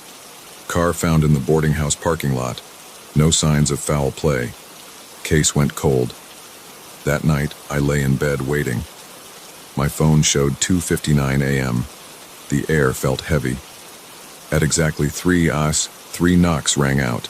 Loud, clear, deliberate. I jumped up and yanked the door open. Empty hallway. But the air was cold. Much colder than it should have been. I started sleeping less. Dark circles formed under my eyes. At work, I'd jump at every sudden noise. My manager asked if everything was okay. I said I was fine. The next week, I ran into one of my neighbors in the bathroom. Tom from 208. Early 20s, music student. "Hey, weird question," I said, trying to sound casual. "Do you ever hear knocking at night?" He looked confused. "Knocking? Yeah, around 3 a.m.? No, man, I sleep like a rock." He paused. "Oh, wait, you're in 210, right?" "Yeah." That was Chen's room, before he vanished. Tom lowered his voice. "People said he was acting weird before he disappeared, talking about noises. Not sleeping, then poof, gone." I went to the library and dug through newspaper archives, found more about Chen. Coworkers said he'd become paranoid in his final weeks. Complained about someone following him, knocking on his door at night. Police dismissed it as mental health issues. The knocking continued. Every night. Sometimes I'd sit with my back against the door, feeling it vibrate with each knock. Sometimes I'd stand at the peephole for hours. The hallway remained empty. One night I decided to film it. Set up my phone camera facing the door at 2:55 a.m. At 3 sour, the knocks came. I checked the footage immediately. The video showed nothing. No movement, no sound. But I heard it, I felt it. The knocks were real. I started keeping a detailed log. Day 15, 3 knocks. 3 a.m. exactly. Temperature drop noticeable. Day 16, 3 knocks. 3 a.m. Cold spot by door, lasted 10 minutes. Day 17, 3 knocks. 3 a.m. Thought I saw a shadow under door. Day 18, 3 knocks. 3 a.m. Definite shadow movement. On day 19, something changed. The knocks came at 3 a.m. as usual, but this time, they were followed by a voice. barely a whisper, but clear. "Let me in." I froze. My heart pounded. The voice came again. "Please, let me in." It sounded desperate, afraid, human. I put my hand on the doorknob. It was ice cold. My fingers wouldn't move. "Help me," the voice whispered. I stood there, hand on the knob, for what felt like hours. Eventually, the cold faded. The voice stopped. Morning came. I went to Mr. Harris's office as soon as it opened. "Someone was talking outside my door last night," I said, asking to be let in. He looked up from his desk. No one was in the hallway. I checked the security cameras every morning, then checked them. 3 a.m., room 210. He pulled up the footage. Empty hallway. No movement, no sound. "Look," he said, taking off his glasses. "Maybe this isn't the right place for you. I can refund your deposit." I shook my head. I need to know what happened to Chen. That afternoon, I went to Chen's workplace, modern tech company downtown. I told the receptionist I was a friend trying to help solve his disappearance. His former manager agreed to talk. James was one of our best engineers. Then he started changing, paranoid, jumpy. Said someone was stalking him. Did he mention knocking? At night? She looked surprised. Yes, he was obsessed with it. Said it started right after he moved into that boarding house. Always at the same time. "I am?" "Yeah, how did you know?" "I'm in his old room." She went pale. "Get out of there now." James told me something the day before he disappeared. Said he finally figured it out. The knocking, the voices. Said it wasn't someone trying to get in. "What do you mean?" He said it was someone trying to get out. I went back to the boarding house. Spent hours researching its history. Built in 1910. Dozens of owners. No major incidents reported. But then I found it. 1956 newspaper article. Man dies in boarding house fire. Room 210. Eugene Walsh, 45. Body never recovered. The knocking came again that night. 3:02 a.m. exactly. 3 knocks. Then the voice. "Let me out." My blood went cold. The voice was different now. Deeper. Older. "Please, I've been trapped so long." The temperature dropped. Frost formed on the window. My breath came out in clouds. "Chen figured it out," the voice said. "He tried to help. Now he's here too." Something scraped against the other side of the door, like nails on wood. "Let us out." Multiple voices now, whispering, pleading, demanding. I grabbed my phone to call 911. No signal. The screen was iced over. The door shuddered. The knob turned slowly. I hadn't locked it. I ran. Threw the door open, sprinted down the hallway. Behind me, voices called out. Footsteps followed. Cold air chased me. I made it to the stairs, took them 3 at a time, burst out onto the street. Ran until my lungs burned. I never went back. Left everything behind. Mr. Harris kept my deposit. I didn't care. The police took my statement but didn't believe me. They never searched the building. Never found Chen. I live across the country now. Different name, different life. But every night at 3 a.m. I wake up. Listen for knocking. Wonder about room 210. About Chen. About all the others. Sometimes I dream about that last night. About the voices. About what I would have seen if I'd stayed. In my dreams, they're still there. Knocking. Waiting. Trapped behind a door that opens both ways. I check the news sometimes. Looking for missing persons reports from that address. There's a new one every few months. The boarding house is still there. Still renting rooms. Still advertising on Craigslist. Room 210 is always available. The knocking continues. Every night. At 3 a.m. But now it's someone else's turn to answer.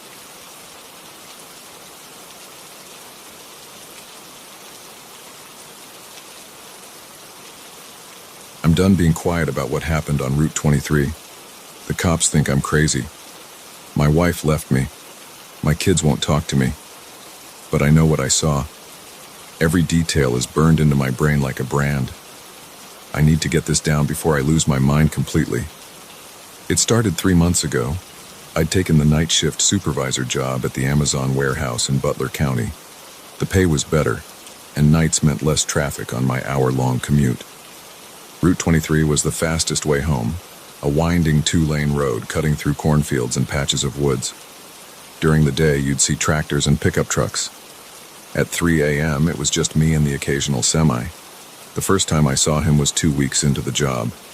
I'd settled into the routine by then, clock out at 2:30 a.m., grab coffee from the break room, and hit the road by 2:45. The drive was always the same, past the 24-hour gas station, 20 minutes of farmland. The old Fisher barn, then home. That night was clear and cold. Early October in Ohio means frost on the windshield, and your breath making clouds in the air. I had the heat on full blast, and was listening to some late-night talk radio show about conspiracy theories. The host was interviewing some guy who claimed he'd been abducted by aliens. I rounded the curve past Miller's farm when my headlights caught something at the edge of the road. A man, just walking. He wore dark clothes, maybe a coat or jacket, something long. He was moving slowly along the shoulder, head down. I didn't think much of it at first. People break down sometimes, even at that hour. But something made me slow down as I passed him. Maybe it was the way he was walking, stiff, mechanical. Or maybe it was because he didn't look up or react to my headlights at all. I watched him in my rear-view mirror until he disappeared in the darkness. By the time I got home, I'd forgotten about it. The next night was the same route, same time, and there he was again. Same spot, same slow walk, same dark clothes. This time, I really noticed him. He was tall, maybe 6'2", or 6'3". The coat was black and went down past his knees. His head was bowed so low I couldn't see his face. His arms hung straight down at his sides, not swinging naturally like someone walking normally. I slowed down more this time. The radio cut to static as I passed him. The temperature in my car dropped so fast the windows fogged up. I hit the gas and didn't look back. The third night, I was ready. I kept my eyes on that stretch of road, hands tight on the wheel. Part of me hoped he wouldn't be there. Part of me needed to know I wasn't imagining things. Sure enough, there he was. Same spot, same walk, same everything. I pulled over about 50 yards ahead of him and put on my hazards. My hands were shaking as I watched him in the side mirror. He kept walking, that same slow pace, getting closer and closer to my car. "Hey," I called out the window. "You need help?" No response. He just kept walking. I got out of the car. The cold hit me like a slap. My breath came out in white clouds under the orange glow of my hazard lights. "Sir, are you okay?"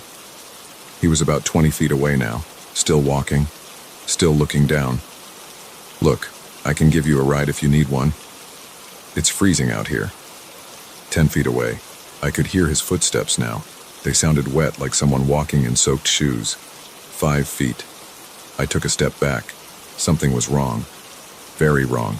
His feet were bare, pale white, and with each step, they left dark, wet prints on the asphalt. "Jesus Christ," I whispered. He stopped. Slowly, so slowly, his head began to lift. I ran. I didn't look back. I threw myself into the driver's seat and slammed the gas pedal to the floor. The tires squealed on the frost-covered road as I fishtailed away. When I got home, I sat in my driveway for an hour, shaking. I called in sick the next day, and the next. When I finally went back to work, I took the long way home, an extra 45 minutes of driving just to avoid that stretch of Route 23. But I couldn't stop thinking about it. About him. Those wet footprints. What would I have seen if his face had finished turning toward me? After 2 weeks of the long route, I convinced myself I was being stupid. Gas prices were killing me. I was losing sleep. It was probably just some local drunk who walked that road sometimes. The footprints? A trick of the light. The temperature drop? Bad thermostat in my car. So I took Route 23 again. He was there. This time I was determined to face it, to prove to myself it was nothing. I pulled over again, but stayed in my car. Left the engine running, high beams on. He walked past my car. The radio died. The engine sputtered and stalled. The temperature plummeted so fast frost formed on the inside of my windshield. I sat perfectly still, hands clenched on the wheel, as he passed by my driver's side window. I made myself look. His coat wasn't a coat at all. It was like a hole in the world, darker than the darkness around it. His skin, what I could see of his hands and neck, was the color of old bones. Water dripped constantly from his clothes, his hands, his feet, leaving a trail of dark spots on the road that vanished moments later. He stopped beside my window. I couldn't move, couldn't breathe. My heart was pounding so hard it hurt. He turned his head. I saw his face. God help me, I saw his face. It was my face, but wrong, bloated, blue-tinged.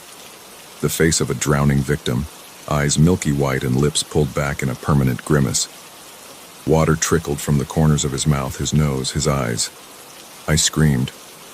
The sound seemed to trigger something. He flickered like a bad TV signal and vanished. Just gone.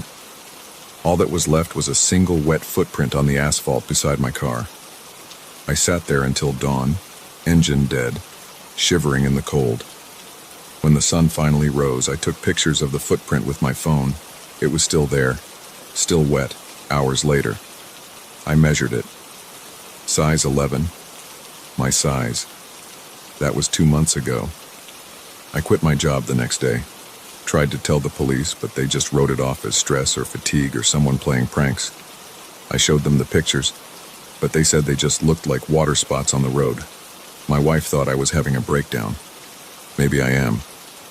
She took the kids to her sister's place last week. Said she needed time to think. I've done research. Talked to locals. Turns out there was an accident on that stretch of road 15 years ago. A man drove his car into Miller's Pond during a rainstorm. They found his body 3 days later. He was wearing a long black coat, size 11 shoes. I drive past Miller's Pond every day now. Park there sometimes. The water is dark and still. Sometimes I think I see something moving under the surface, something walking, waiting. I know what you're thinking, that I'm crazy, that I need help. Maybe you're right. But if you're ever driving Route 23 in Butler County, Ohio around 3 a.m. and you see a man walking, don't stop. Don't get out of your car. And whatever you do, don't look at his face, because he'll show you how you die. I know what's waiting for me now. I see it every time I close my eyes. That pond, that cold, dark water, my face bloated and blue, walking that endless road. It's only a matter of time. Last night I found wet footprints leading up to my front door. Size 11.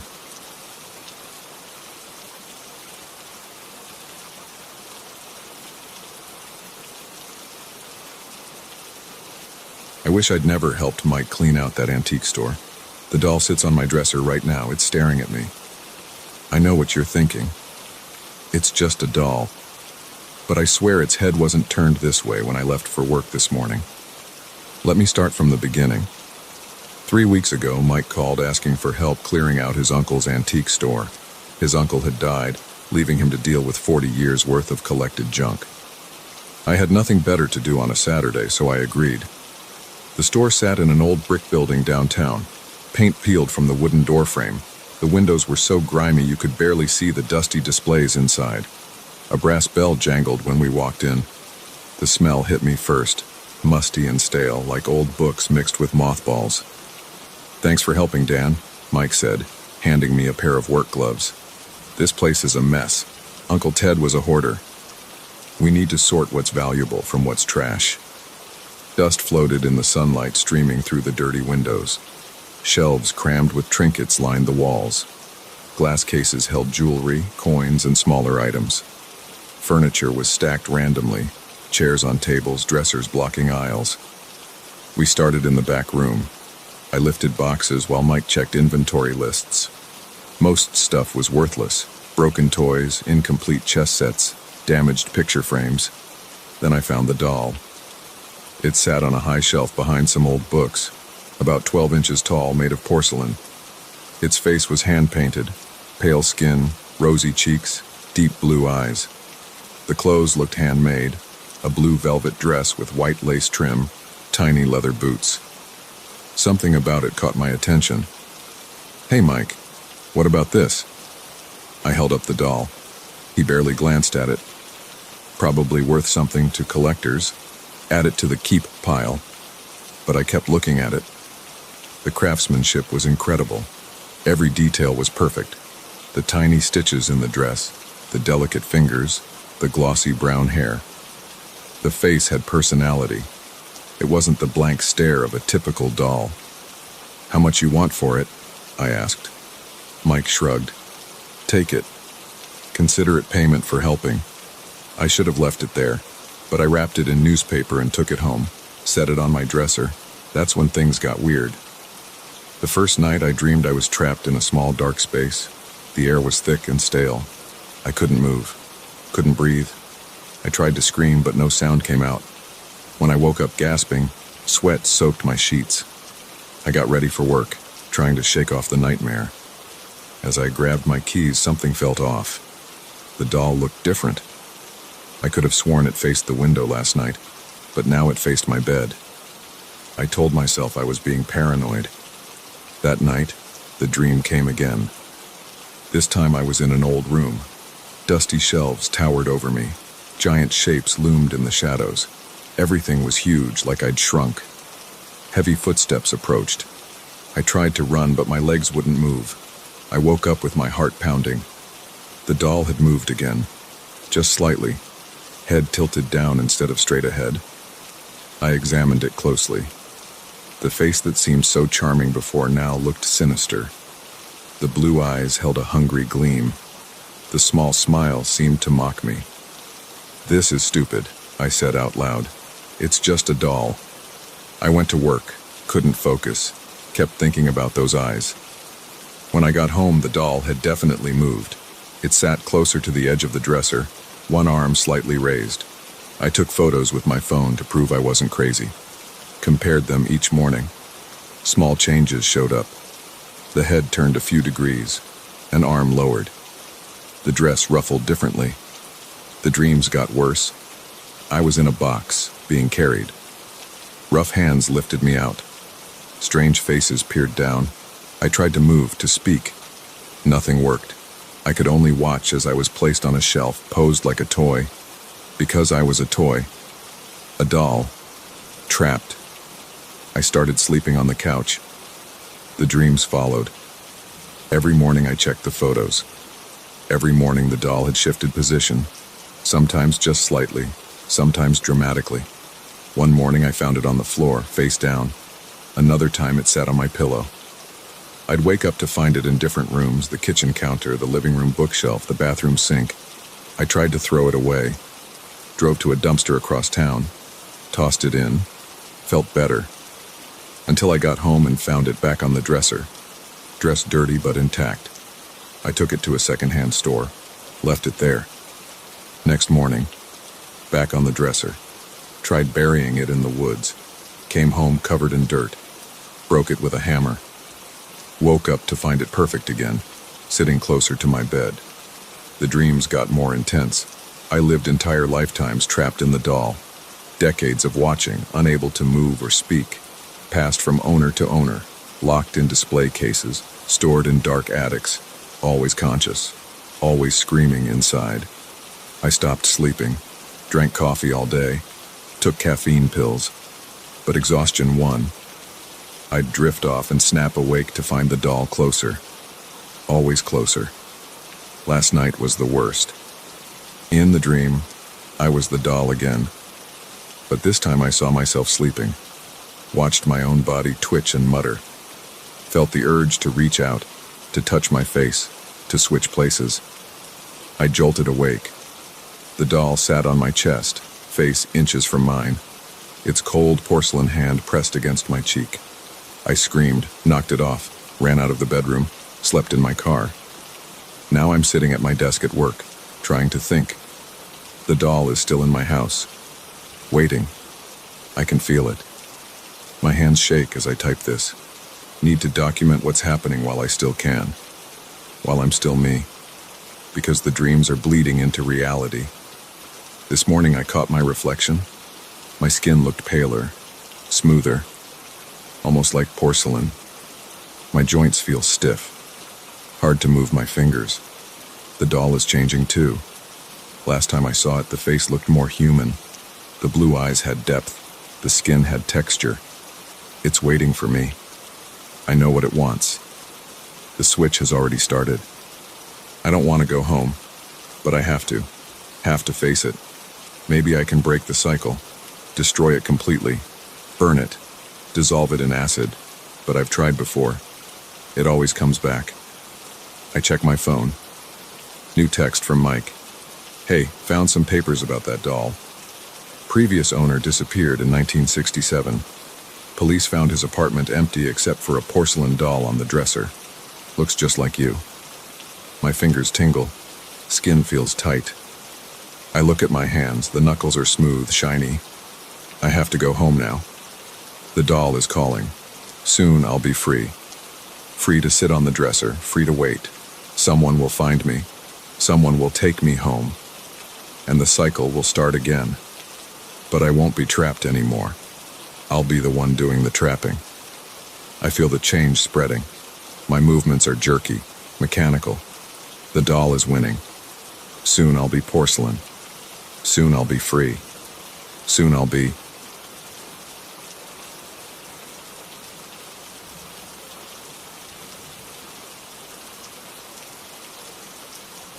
The first laugh came at 2:47 a.m. I know because I checked my phone the moment I heard it. A high-pitched giggle, crystal clear, from the basement below my bedroom. My new house, my new basement, my locked basement. I live alone. But let me back up. This started 6 hours earlier, when I was organizing the basement storage room I'd been putting off since moving in 3 weeks ago. The previous owners left behind some junk, and my realtor said I could trash it all. Standard stuff. Old paint cans, broken garden tools, a rusty bike frame. I hauled most of it to the curb that afternoon. Then I found the box. It was shoved behind a stack of moldy cardboard, a plain brown shoebox with no markings, the kind you'd get from a department store. When I picked it up, something shifted inside. The lid was sealed with yellowed masking tape that crumbled when I pulled it. Photos. Dozens of them. All black and white, or that faded sepia color old pictures get. They showed a family, mom, dad, 3 kids. The edges were rough, like someone had torn them out of albums. Some had dates scribbled on the back in faded blue ink, 1963, 1964, 1965. The first photo showed them all posed on front steps. Their front steps. These front steps. My front steps. The dad wore thick glasses and a crew cut. The mom had one of those fancy 60s hairdos with the flipped ends. The kids, 2 boys and a girl, wore Sunday clothes and forced smiles. I flipped through more. Birthday parties, Christmas mornings, summer backyard barbecues, normal family stuff. But something felt off. In every single photo, they stood in exactly the same positions. Dad on the left, mom on the right, kids in size order in the middle. Even in casual shots, even when they were obviously doing different things, they maintained those exact positions and their expressions. The more I looked, the more wrong they seemed. Those weren't just forced photo smiles. Their faces were frozen, stiff, like taxidermy animals posed to look alive. The last photo was different. They stood in the basement, this basement, in their usual positions. But the image was blurry, like whoever took it was shaking. And their faces were just smears of white, like someone had taken an eraser to them. I checked the back. No date. Just 5 words in different handwriting. Don't let them hear you. I should have thrown the box away, should have burned it. Instead, I put it back exactly where I found it and finished cleaning. By 8 p.m., the basement looked decent. I locked up, ordered pizza, watched some Netflix. Normal night. Until 2:47 a.m. The giggle jolted me awake. High-pitched like a little girl. It echoed up through the heating vent beside my bed. I lay there, holding my breath, straining to hear more. Nothing. Just a dream. Had to be. I rolled over, pulled the blanket up. Another laugh. A deeper one this time. A man's laugh. Then a woman's voice, too quiet to make out words. I sat up, heart pounding. The sounds were definitely coming from the basement. My locked basement. My phone showed 3 text messages from my buddy Mike about our weekend plans. I ignored them and opened the flashlight app instead. The wooden floor creaked under my feet as I got up. More laughter floated up through the vent. All 3 voices now, plus the kids. A family having fun. At 3 a.m., in my locked basement. I pulled on jeans and grabbed the baseball bat from my closet. The one I bought after moving in alone, just in case. My hands shook as I checked the phone's battery. 92%. Enough. The hallway was darker than usual. Moonlight usually came through the window at the end, but clouds covered everything tonight. My flashlight beam bounced off the walls as I crept toward the basement door. The laughter got louder with each step. I could hear words now. "Show it again, Daddy." One more time. "Everybody ready?" Normal words. Happy words. But wrong. So wrong at this hour. In this place. I reached the basement door, tested the knob. Still locked. The key hung on its hook beside the frame, right where I'd left it. The voices continued below. I stood there, bat in one hand, phone in the other, trying to think. Call the cops? They'd take forever to arrive. Break down the door? What if someone really had broken in? A new sound cut through the laughter. Music, tinny and distant, like from an old record player. I recognized the tune. Happy Birthday. My mouth went dry. One of the photos had shown a birthday party. The little girl in a party dress, cake with 6 candles, that same record player in the background. The key felt ice cold as I lifted it off the hook. The lock clicked open with a sound like breaking glass. I nudged the door with my foot.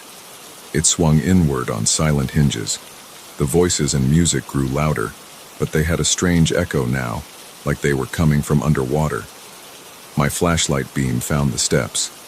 Solid wood, each one a potential creaking betrayal. I tested the first with my toe. Silent. Step by step I descended. The temperature dropped with each foot lower. By the 3rd step, I could see my breath. The voices seemed to come from everywhere now. The family talked and laughed, the record player crackled, but I couldn't pin down the source. The sound bounced off the concrete walls, disorienting me. Halfway down, my phone flickered. The battery had been at 92%. Now it showed 17%. As I watched, it dropped to 16%, then 15%. I reached the bottom step. The basement stretched out before me, shapes looming in the dimming flashlight beam. Old shelves, boxes, the water heater's hulking shadow. 14% battery. The shoebox sat exactly where I'd left it, on a shelf near the far wall. But something was different. The lid was off. 13%. The music warped, slowing down like a dying record player. The voices distorted with it, dropping to impossible registers. They didn't sound happy anymore. 12%. Movement caught my eye. A shadow darker than the rest, person-shaped, slid behind the water heater. 11%. Another shadow, smaller, darted between boxes. 10%. The temperature plummeted. Frost crackled across the concrete floor, spreading from where I stood. 9%. My flashlight dimmed further, barely piercing the darkness now. The shadows moved faster, circling, drawing closer. 8%. A child's laugh, right behind me. I spun around. Nothing. 7%. Show it again, Daddy. The voice came from everywhere and nowhere. 6%. The shoebox fell. Photos scattered across the frost-covered floor. 5%. They were different now. In every image, the family stared directly at the camera. At me, 4%. Their faces weren't blank anymore. Their mouths stretched too wide, filled with too many teeth. 3%. My flashlight caught a reflection in the corner. 5 pairs of eyes, glowing like animals in the dark. 2%. They stood in their usual positions. Dad left, mom right, kids in the middle, just like the photos. 1%. Don't let them hear you. My phone died. The darkness rushed in, cold air wrapped around me like hands, and they began to move. I don't remember running up the stairs. Don't remember slamming the door, turning the key, sliding down the wall with my heart trying to punch through my ribs. I sat there until dawn seeped through the windows, until birds started chirping and cars began passing outside.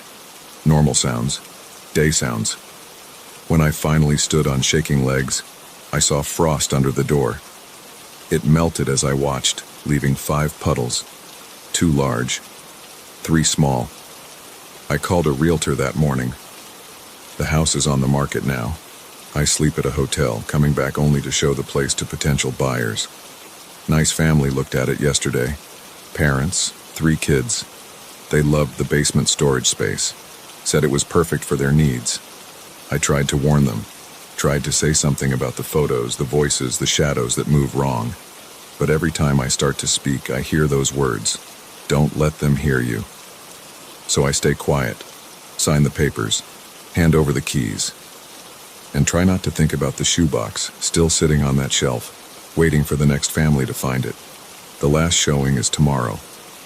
After that, it's not my problem anymore. Let the new owners deal with what lives in their basement. Just remember, if you're ever organizing a new storage space and find an old box of photos, leave it where it is. Don't look too closely at the faces. Don't read what's written on the back. And if you hear laughter in the night, keep your door locked. Some basements are better left alone.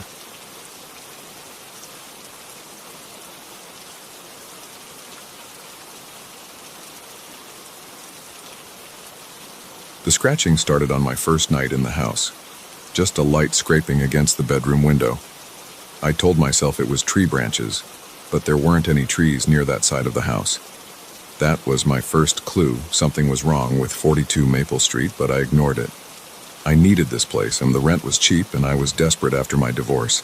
I should have listened to my gut. I found the diary 3 days after moving in.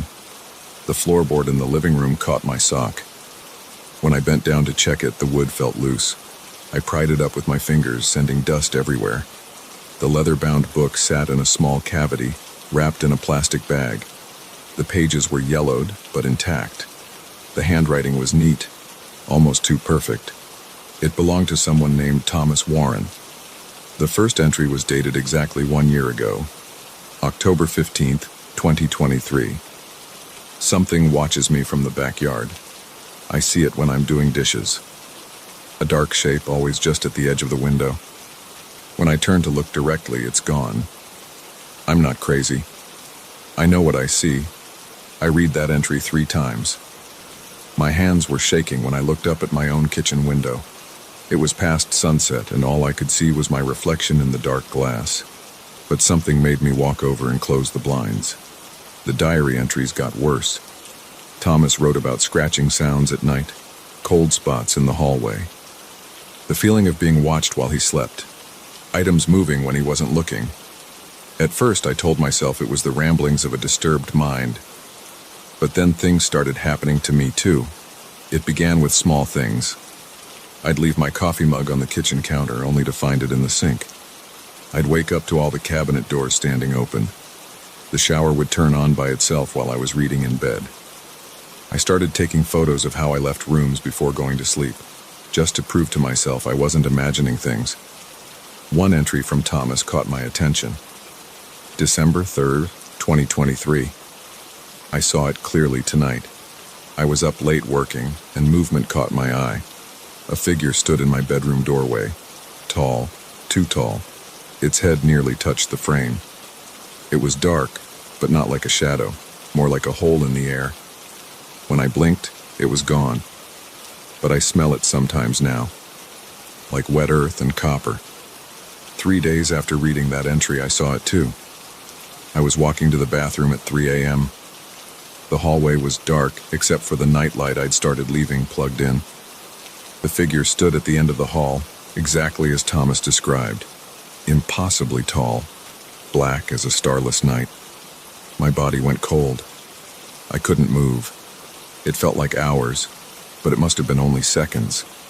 When I finally managed to hit the light switch, the hallway was empty. I started sleeping with the lights on after that. I read more of the diary. January 15th, 2024. It's getting closer. Every night it's closer to my bed. I wake up and it's standing in the corner, then by the dresser, then at the foot of my bed. I can feel it watching, waiting. The real estate agent won't return my calls. I found out the previous tenant disappeared, just stopped showing up to work one day, left everything behind. I should leave, but something keeps me here. Like it's holding me somehow. My hands were sweating as I read, because I'd been experiencing the same progression. Each night, the figure appeared closer to where I slept. I started propping a chair against my bedroom door, but it didn't matter. It got in anyway. I researched the house's history. Thomas Warren had vanished 4 months ago. The police report said he left his car in the driveway, his wallet on the kitchen counter. No signs of struggle. No body ever found. Before him, another tenant disappeared in 2022, and another in 2019. The real estate company had been sued twice, but claimed no knowledge of any issues with the property. The diary's final entry was dated March 23rd, 2024. It's standing over me as I write this. I can feel its cold breath. The scratching is constant now, not just at the windows, in the walls, under the floor, in my head. I understand now. It needs to be fed. The house needs to be fed. That's why they chose me. That's why they'll choose someone else after. If you're reading this, get out. Get out before the entry ended there. A long ink line trailed off the page, like his hand had been dragged away. I started planning my escape that night. I packed a bag, made arrangements to stay with my brother. But something always stopped me from leaving. I'd reach for my car keys and suddenly feel dizzy. Try to walk out the front door, only to find myself back in the bedroom with no memory of turning around. The house didn't want me to leave. The scratching got louder. Not just at night now, all day, every day. I could hear it in the walls while I showered, in the ceiling while I ate, under the floor while I paced. Sometimes it sounded like whispers, sometimes like laughter. I started losing time. I'd look at the clock and it would be 2 p.m., then suddenly it would be midnight. I'd find scratches on my arms that I didn't remember getting. My phone would show photos I didn't remember taking, most of them just black frames, but some showing glimpses of that tall figure in mirrors, in windows, in doorways.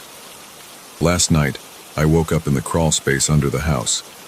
My flashlight showed other things under there: old clothes, watches, wallets, personal effects from other tenants. The diary wasn't the only thing hidden under floorboards. The figure stands in my doorway as I write this. It's closer than ever. The scratching is deafening. I know now why Thomas's diary was left for me to find. The house wants me to continue the record, to leave evidence for the next tenant, to keep the cycle going. My hand is shaking so badly I can barely write. The smell of wet earth and copper fills my nose. It's reaching for me now. Its hand is so long, so black, like a tear in reality. I should run, but my legs won't move. I should scream, but my throat is closed. All I can do is write these last words. If you're reading this, get out. The house doesn't just want tenants. It wants sacrifices. It wants... The rest of the pages are blank.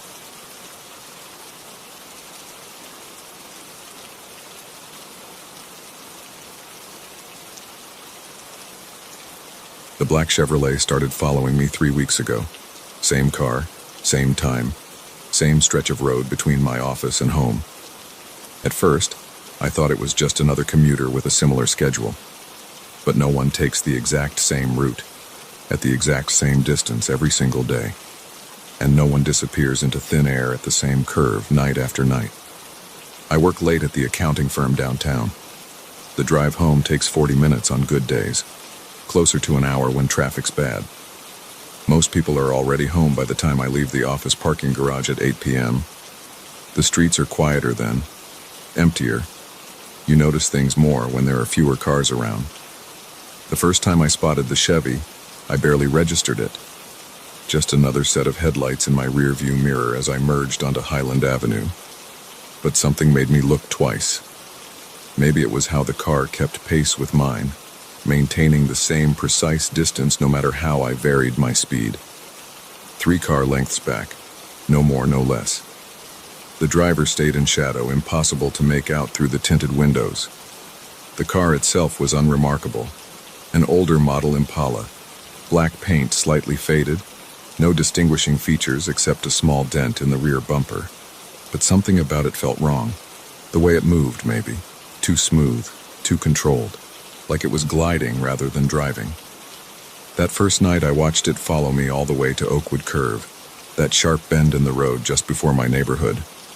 The Chevy was there one moment, headlights steady in my mirror.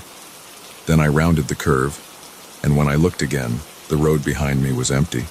I figured I must have missed seeing it turn off somewhere. There are a few side streets along that stretch, but the next night the same thing happened. And the next. And the next. Always the same car, always disappearing at the same spot. I started taking different routes home. Surface streets instead of the highway, random turns, doubling back. The Chevy always found me within minutes of leaving the office.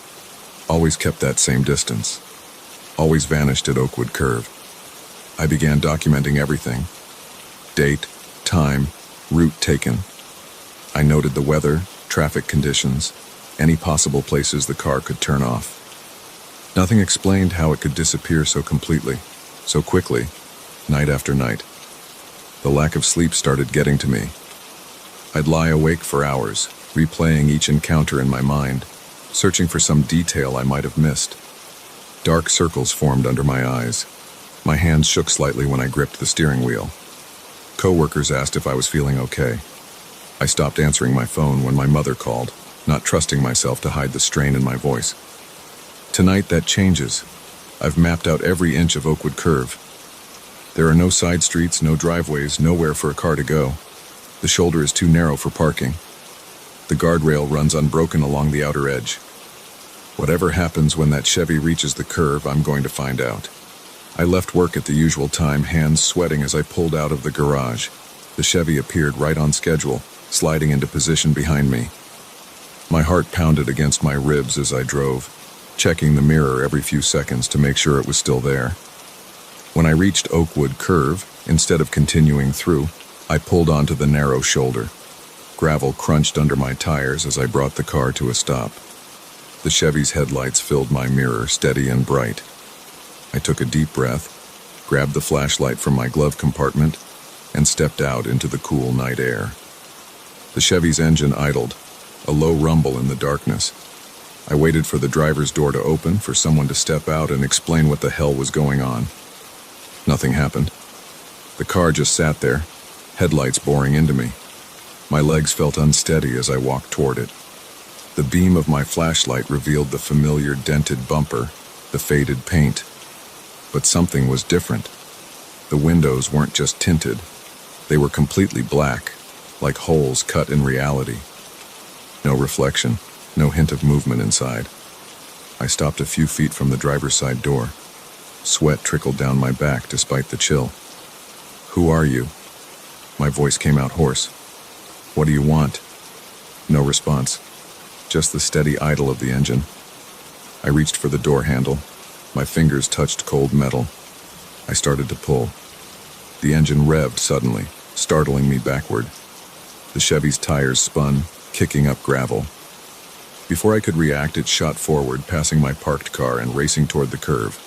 I sprinted back to my car, fumbling with the keys.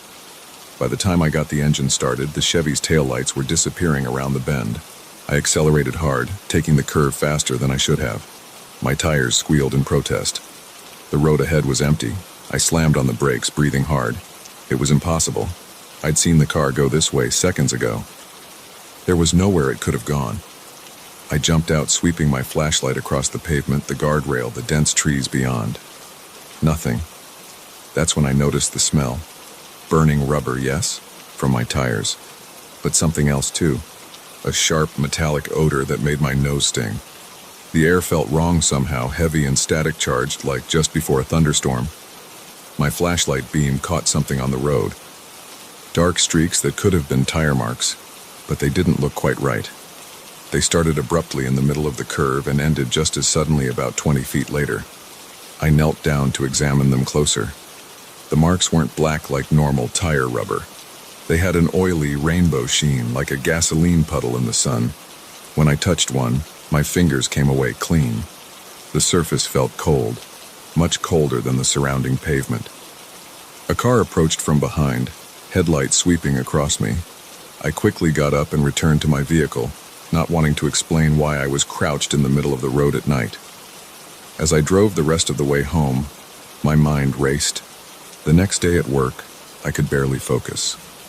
I spent hours researching missing persons cases in the area, unexplained phenomena, anything that might give me a clue about the phantom Chevy. I found nothing concrete, just vague forum posts about strange lights and urban legends about haunted stretches of road. That evening, I loaded my car with equipment. Cameras, including an old GoPro I'd borrowed from my nephew, a handheld GPS unit, my phone fully charged and ready to record. Whatever happened, I'd have evidence. The Chevy appeared right on schedule. I felt calmer this time, more prepared. I narrated everything into my phone as I drove, describing the car's position, its movements, any small detail that seemed relevant. Approaching Oakwood Curve, I pulled over in the same spot as before. The cameras were rolling. The GPS showed my exact position. I stepped out of the car. The Chevy stopped behind me just like last night. Same position, same idle rumble. This time, I didn't approach it. Instead, I stood by my car and watched. Minutes passed. The air grew colder.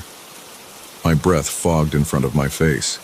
Without warning, the Chevy's engine roared to life. But instead of racing forward like before, it began to change. The black paint seemed to ripple and flow like liquid. The shape of the car distorted, stretching and compressing in ways that hurt my eyes to look at. I raised my phone to record, hands shaking. Through the screen, I saw something impossible. Where the Chevy's windows had been, there was now only darkness. Not the reflectionless black from before, but true darkness, like looking into a void. The darkness began to spread, consuming the car from the inside out. The engine sound changed, becoming deeper, resonating in my chest. The air crackled with electricity. My phone's screen went black, then switched off completely. I could feel the hair on my arms standing up. The Chevy, what was left of it, lurched forward. As it passed me, I caught a glimpse through what had been the passenger window. Instead of car seats and interior, I saw something else. A space that couldn't exist, stretching away into impossible geometries, and movement within that space. Shapes that my mind couldn't process.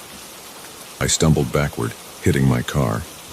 The transformed Chevy accelerated toward the curve, the darkness around it seeming to bend and distort the very air. Just before it reached the bend, reality itself appeared to fold. The car passed through that fold and vanished, taking the anomaly with it. The night snapped back to normal. My phone powered back on. The GPS unit was dead. Its screen cracked. The cameras had captured nothing. Their memory cards were completely erased. I slid down to sit on the gravel, my legs too weak to hold me. The ordinary sounds of the night returned. Distant traffic, wind in the trees, crickets chirping. But I could still smell that metallic odor, still feel the residual static charge in the air. After that night, I never saw the black Chevy again.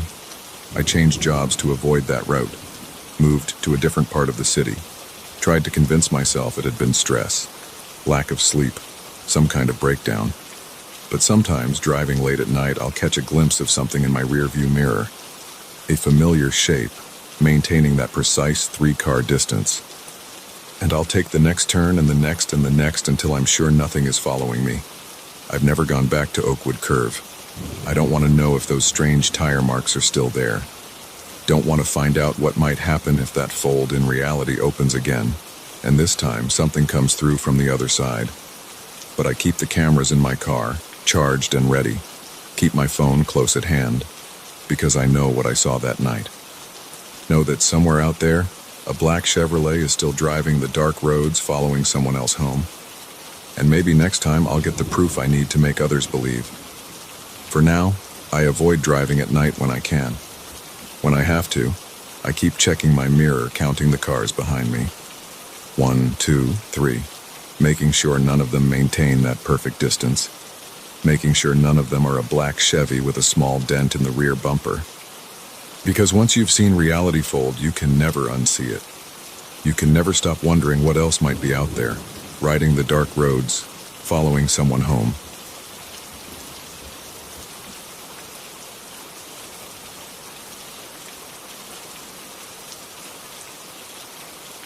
I shouldn't have bought that damn book. That's what I keep telling myself as I sit here in my dark kitchen at 3 a.m., staring at the word death scratched into my wooden table. I didn't write it. I live alone. But I know exactly where it came from.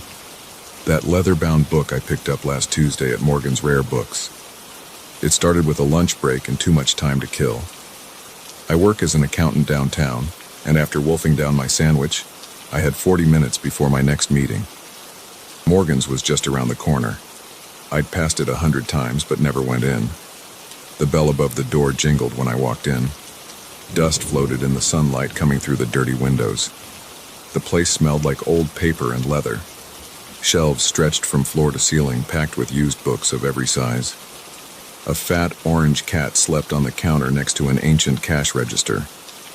"Can I help you?" The voice came from behind a stack of books. A tiny old woman emerged, her gray hair in a messy bun. Her name tag read, "Margaret." "Just browsing," I said. She nodded and went back to sorting books. I wandered the aisles, running my fingers along the spines. Most were ordinary paperbacks, but in the back corner I found the rare book section. Glass cases held first editions and leather-bound volumes. One book caught my eye. It sat alone on the bottom shelf, no case around it. The binding was dark brown leather, cracked with age. No title on the spine. I picked it up. The cover was blank too, just smooth leather. It felt warm in my hands, like it had been sitting in sunlight, but this corner was dark. I opened it. The pages were yellowed but intact. Handwritten text filled each page in neat black ink, some kind of journal or diary. But scattered throughout were notes in red ink, cramped writing in the margins and between lines. Words and phrases circled or underlined in that same red ink. Interesting choice. Margaret stood behind me. I jumped. "What is it?" I asked. "Personal journal from the 1800s. Previous owner made quite a few annotations." She adjusted her glasses. $50. It was more than I'd planned to spend, but something about the book pulled at me. I handed over my credit card. Back at my office, I slipped the book into my briefcase. That night at home, I settled into my reading chair and opened it again. The black ink told a mundane story, daily life in 1860s Boston, but the red notes were strange. Single words circled. Shadow. Watching. Beneath. Follow. Fragments of sentences. They come at night and don't look too long. I read for hours. My eyes grew heavy around midnight. I put the book on my nightstand and went to sleep. The next morning I found the first word. Shadow, written in chalk on my bathroom mirror. The handwriting matched the red notes exactly. I wiped it off with a tissue. My hand shook. I told myself I must have written it myself. Maybe I was sleepwalking, but I didn't own any chalk. At work, I couldn't focus. I kept thinking about the book, the red notes, that word on my mirror. When I got home, I found another one. Watching carved into the wood of my front door. On the inside, I ran my fingers over the letters. They were deep, like someone had taken a knife to the wood. But I hadn't heard anything. No one had broken in. All my locks were still secure. That night I pulled the book out again. I studied the red notes more carefully. They seemed random at first, but patterns emerged. The same words repeated. They appeared in clusters. like the writer was building to something. I fell asleep reading again. Woke up at 2 a.m. to get water. In my kitchen, scratched into the table. Beneath, my heart pounded. The scratches were fresh, the wood still light-colored where it had been carved. The house was silent. I checked every room, every closet, under every bed. Nothing. I didn't sleep the rest of that night. Sat in my living room with all the lights on, jumping at every creak and settling sound the house made. When dawn came, I called in sick to work. I spent the morning going through the book page by page. The black ink journal entries grew darker as they went on. The writer described strange sounds in his house, objects moving on their own, words appearing in impossible places. The red notes got more frantic too, whole passages underlined. They're coming through. The words are their way in. Once you see them, they see you. Around noon, my phone buzzed. Text from an unknown number. Follow. I blocked the number. 10 seconds later, another text. Different number. Follow. I turned my phone off, grabbed my laptop to research the book. But my screen showed only one word, over and over, filling the display. Follow, follow, follow, follow. I slammed the laptop shut. My hands wouldn't stop shaking. In the kitchen, I poured a shot of whiskey, drank it fast, poured another. The alcohol helped steady my nerves. I had to get rid of the book. I grabbed it off the coffee table, got in my car, and drove back to Morgan's. The store was dark. Sign in the window. Closed for renovations. Through the dusty glass, I saw empty shelves. No books, no cat, no sign of Margaret. I asked the coffee shop next door how long Morgan's had been closed. Morgan's? The barista looked confused. That space has been empty for years. Old bookstore went out of business in the 90s. I drove home fast, hands tight on the wheel. The book sat in my passenger seat. At red lights, I could swear I saw the leather binding pulse, like something breathing. Back home, I tried burning it in my fireplace. The flames wouldn't catch. The pages wouldn't even scorch. I tried ripping it apart. The leather and paper felt like steel. That night, the words were everywhere. Shadow in toothpaste on my bathroom counter. Watching in coffee grounds scattered across my kitchen floor. Beneath spelled out in my own shirts, pulled from their hangers and arranged on my bedroom floor. I sat in my reading chair, holding the book. The red notes seemed to move on the page, shifting when I wasn't looking directly at them. New ones appeared as I watched. We're here now. You let us in. No way back. Something scratched inside my walls. Footsteps crossed my ceiling. Shadows moved in my peripheral vision. I haven't slept in 3 days. The words keep coming. They're on every surface now. My skin itches where they've started appearing there too, rising like welts. The book sits open on my coffee table. I can't close it anymore. The pages turn on their own. The red notes are writing themselves, spreading across every empty space. I hear them whispering at night, voices speaking the words written in red. They're getting closer. The shadows in the corners are solid now, watching me with eyes I can almost see. I'm writing this as a warning. Don't browse in strange bookstores. Don't buy unmarked books. Don't read notes written in red ink. They're coming up the stairs now. The shadows are stretching toward me. The red words crawl across my screen as I type. Found you. My front door just opened. I hear footsteps in the hall, but they don't sound human. The shadows have eyes. They're here. They're...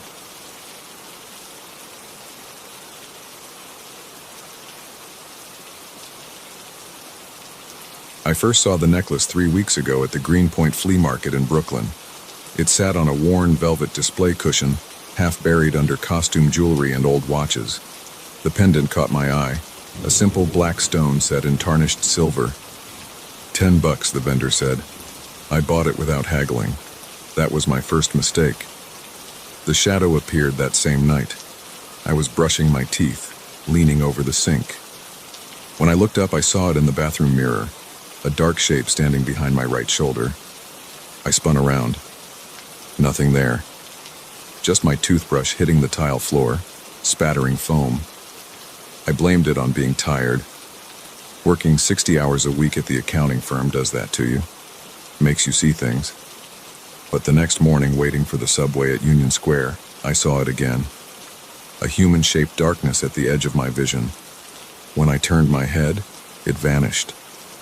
By the third day, the shadow was everywhere. In store windows, car mirrors, the reflective doors of my office building. Always in the same spot, just behind my right shoulder, slightly taller than me. Never fully visible, but unmistakably there. I stopped looking in mirrors, covered the one in my bathroom with a sheet, but the shadow found other ways to show itself. In the chrome of the coffee maker, the black screen of my turned-off TV, the window of the Thai place where I get lunch. My co-worker started noticing something was wrong. "You feeling okay, Mike?" Sarah from Accounts Payable asked.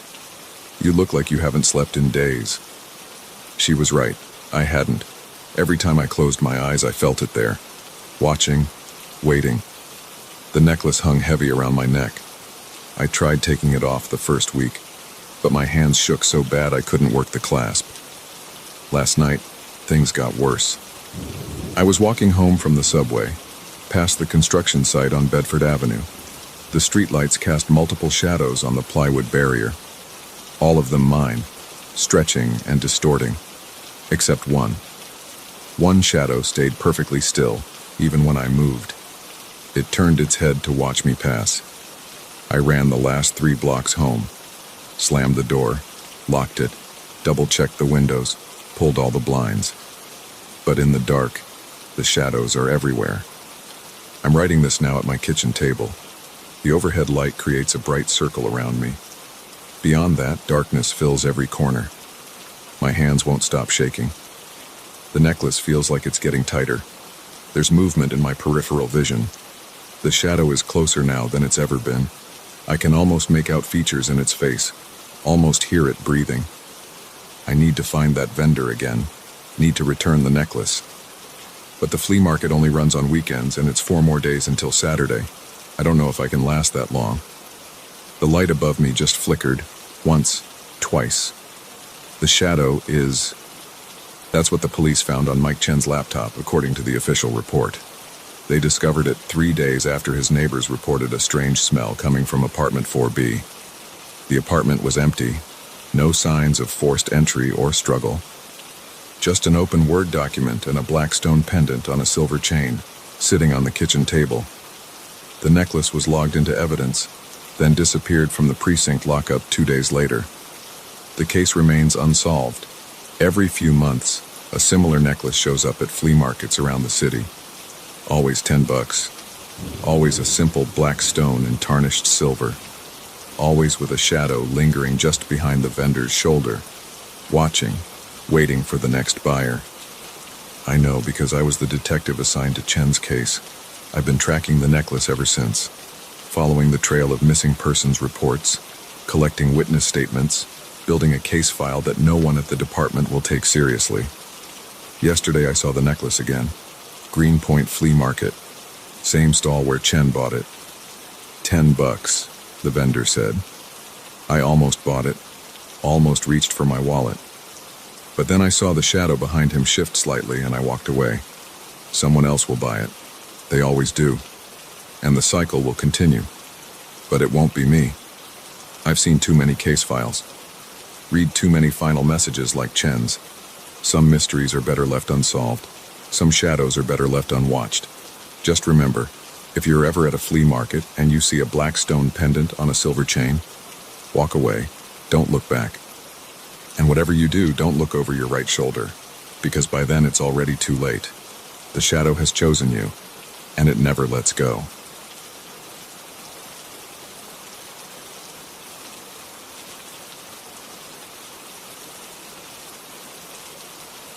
The paper wasn't there when I sat down. I know because I checked the seat like I always do. But 2 hours into the overnight train ride from Boston to Chicago, I got up to use the bathroom. When I came back, there it was. a folded piece of white paper on my seat. I picked it up. The paper was warm, like someone had been holding it. The message inside was typed in plain black text. Michael Wheeler, at 3:17 a.m. on October 15th, you will receive a visitor. Your TV will turn on by itself. There will be 3 knocks at your door. Do not answer. Today was October 12th.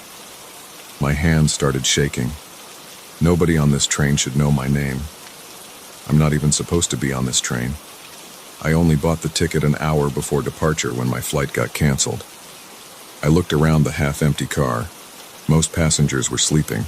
An old woman knitted a few rows ahead. A businessman typed on his laptop across the aisle.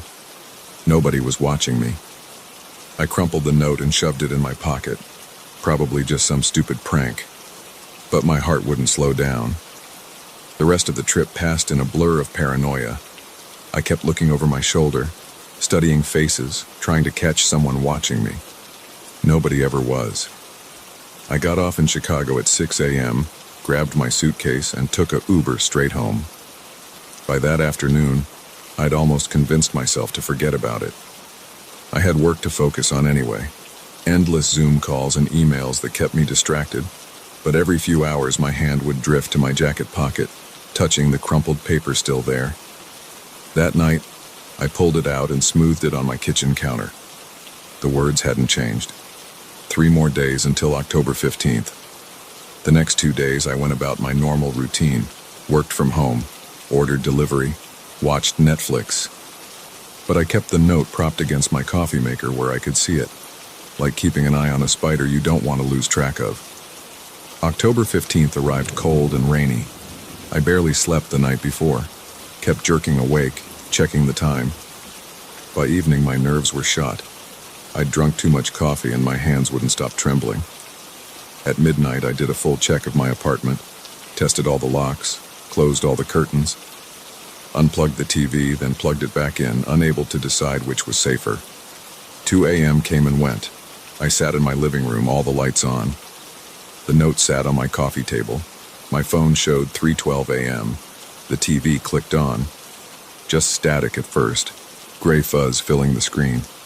I hadn't touched the remote. It sat untouched on the table, exactly where I'd left it. 3:15 a.m. The static cleared. A news program appeared, but the sound was muted. The anchor's mouth moved silently.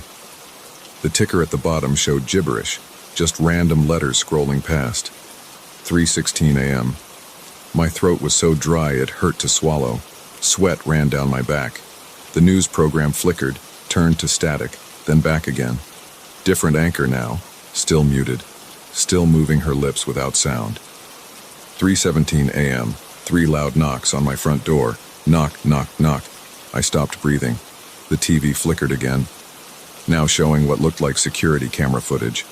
Black and white. Empty hallway. More knocks. Louder this time. Knock, knock, knock. The security footage on TV. I recognize that hallway now. It was my building, my floor, leading to my door. A figure appeared on screen. Tall, walking slowly down the hall toward my apartment. The image quality was terrible, all grainy and distorted. I couldn't make out any details. Knock, knock, knock. The figure on screen reached my door, raised its hand to knock. I muted my phone, turned off all the lights, pressed myself into the corner of my couch, trying not to move, trying not to breathe.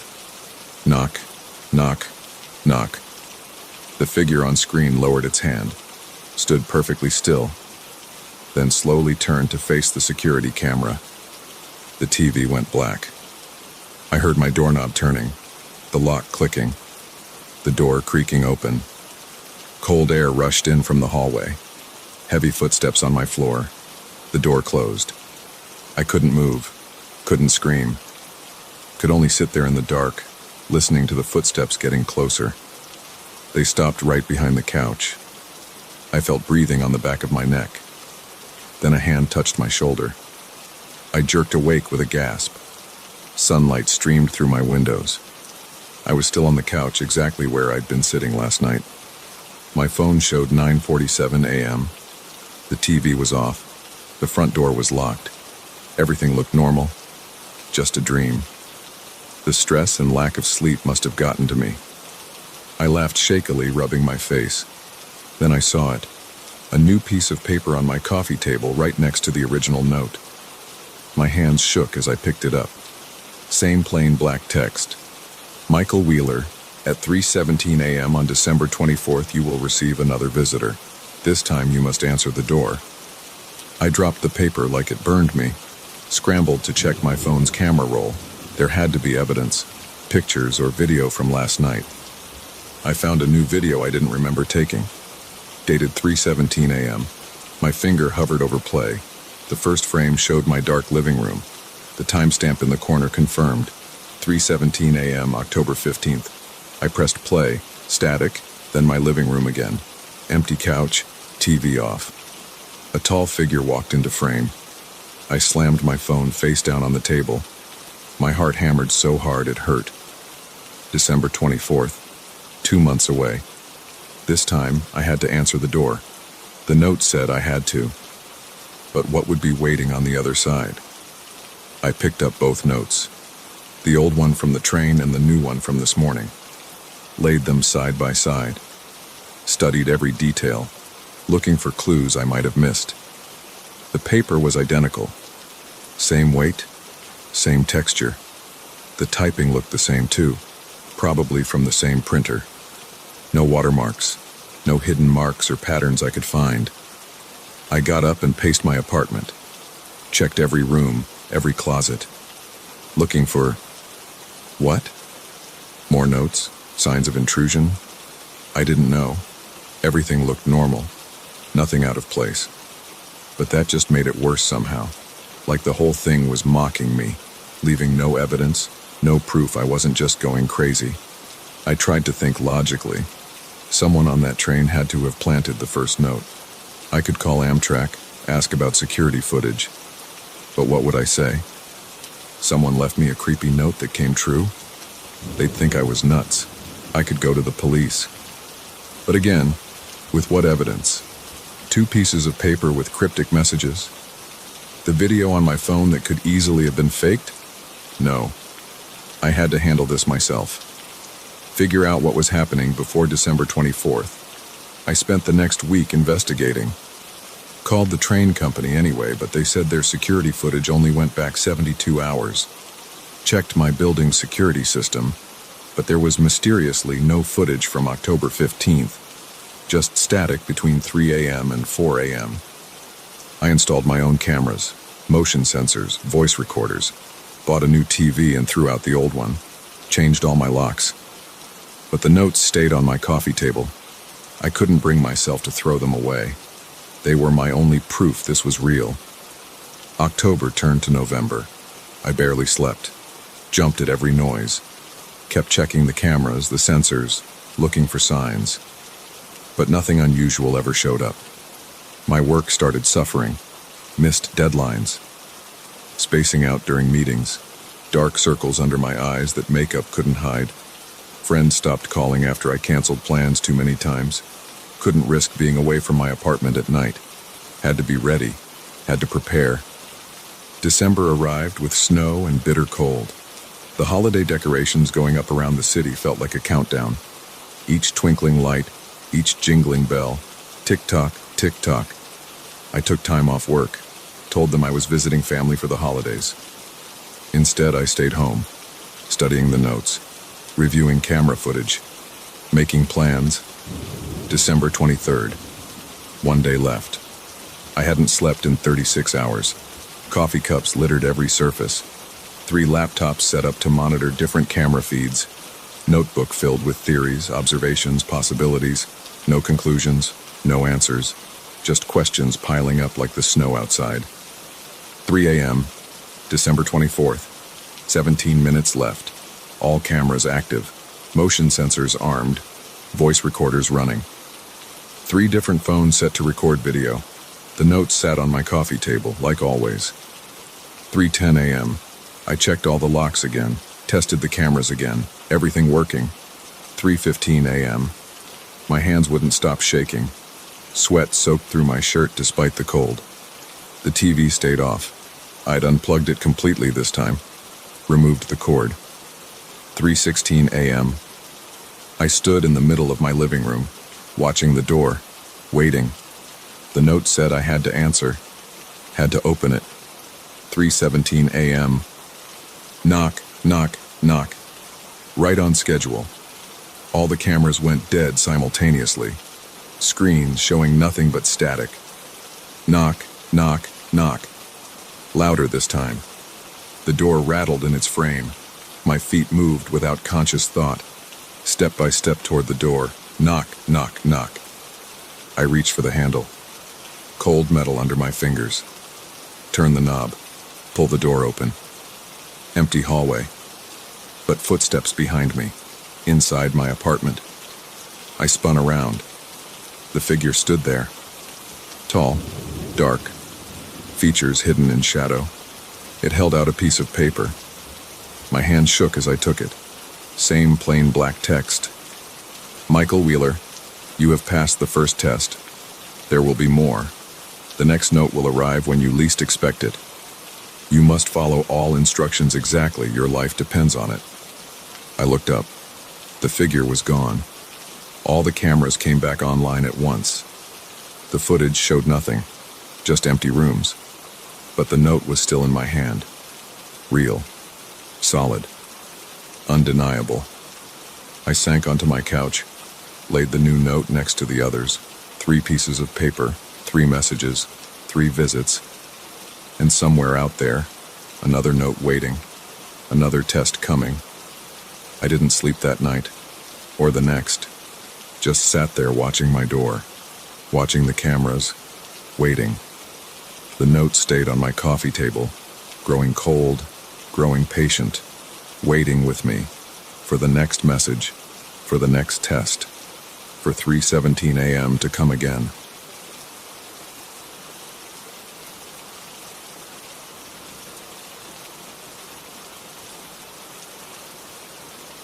I shouldn't have taken that shortcut. That's what started everything. I was driving from Boston to Chicago for a job interview, and Google Maps showed an alternate route that would save me 2 hours. The sun was setting, and I was tired. The GPS led me onto smaller and smaller roads until I lost cell service completely. The rental house wasn't my first choice. After my car broke down on that empty road in western Pennsylvania, I had to walk 3 miles in the dark before finding anything. No streetlights, no houses, nothing but trees and the sound of insects. The temperature dropped to 40 degrees. My phone was dead. My fingers went numb. I saw the house first because of its porch light. It sat at a crossroads between 2 unmarked roads, a 2-story Victorian painted dark green. A vacation rental sign hung crooked on a post by the gravel driveway.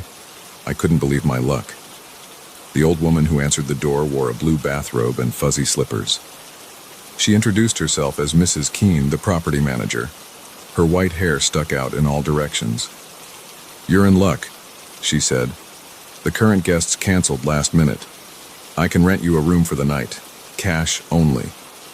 I handed her $60, and she gave me a brass key attached to a wooden tag marked Room 3. The inside of the house smelled like old carpet and wood polish. A narrow staircase led up to a dark second floor. Mrs. Keene showed me to a room on the ground floor instead. "The upper floor is being renovated," she said. "Your room has its own bathroom. Checkout is at 11 a.m. I live in the cottage out back if you need anything." The room was basic but clean. Twin bed with a blue quilt, small bathroom with a shower, one window looking out at the dark trees. I took a hot shower, set my phone to charge, and collapsed into bed at 10:30 p.m.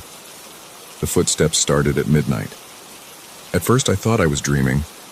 Slow, heavy steps moving across the ceiling directly above my bed. The old floorboards creaked with each step.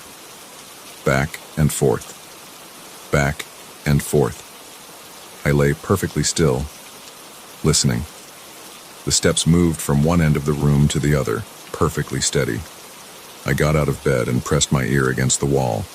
The footsteps continued. Whoever was up there wore heavy boots. Each step sent tiny pieces of ceiling dust drifting down. I opened my door and looked into the dark hallway. The staircase leading up was blocked by yellow caution tape and a no access sign. The steps upstairs got louder. "Hello?" I called out. "Is someone up there?" The footsteps stopped. Complete silence. Then they started again, faster this time, moving straight toward the staircase. I slammed my door shut and locked it. The steps reached the top of the stairs. They started descending, one at a time. My heart pounded so hard I could feel it in my throat.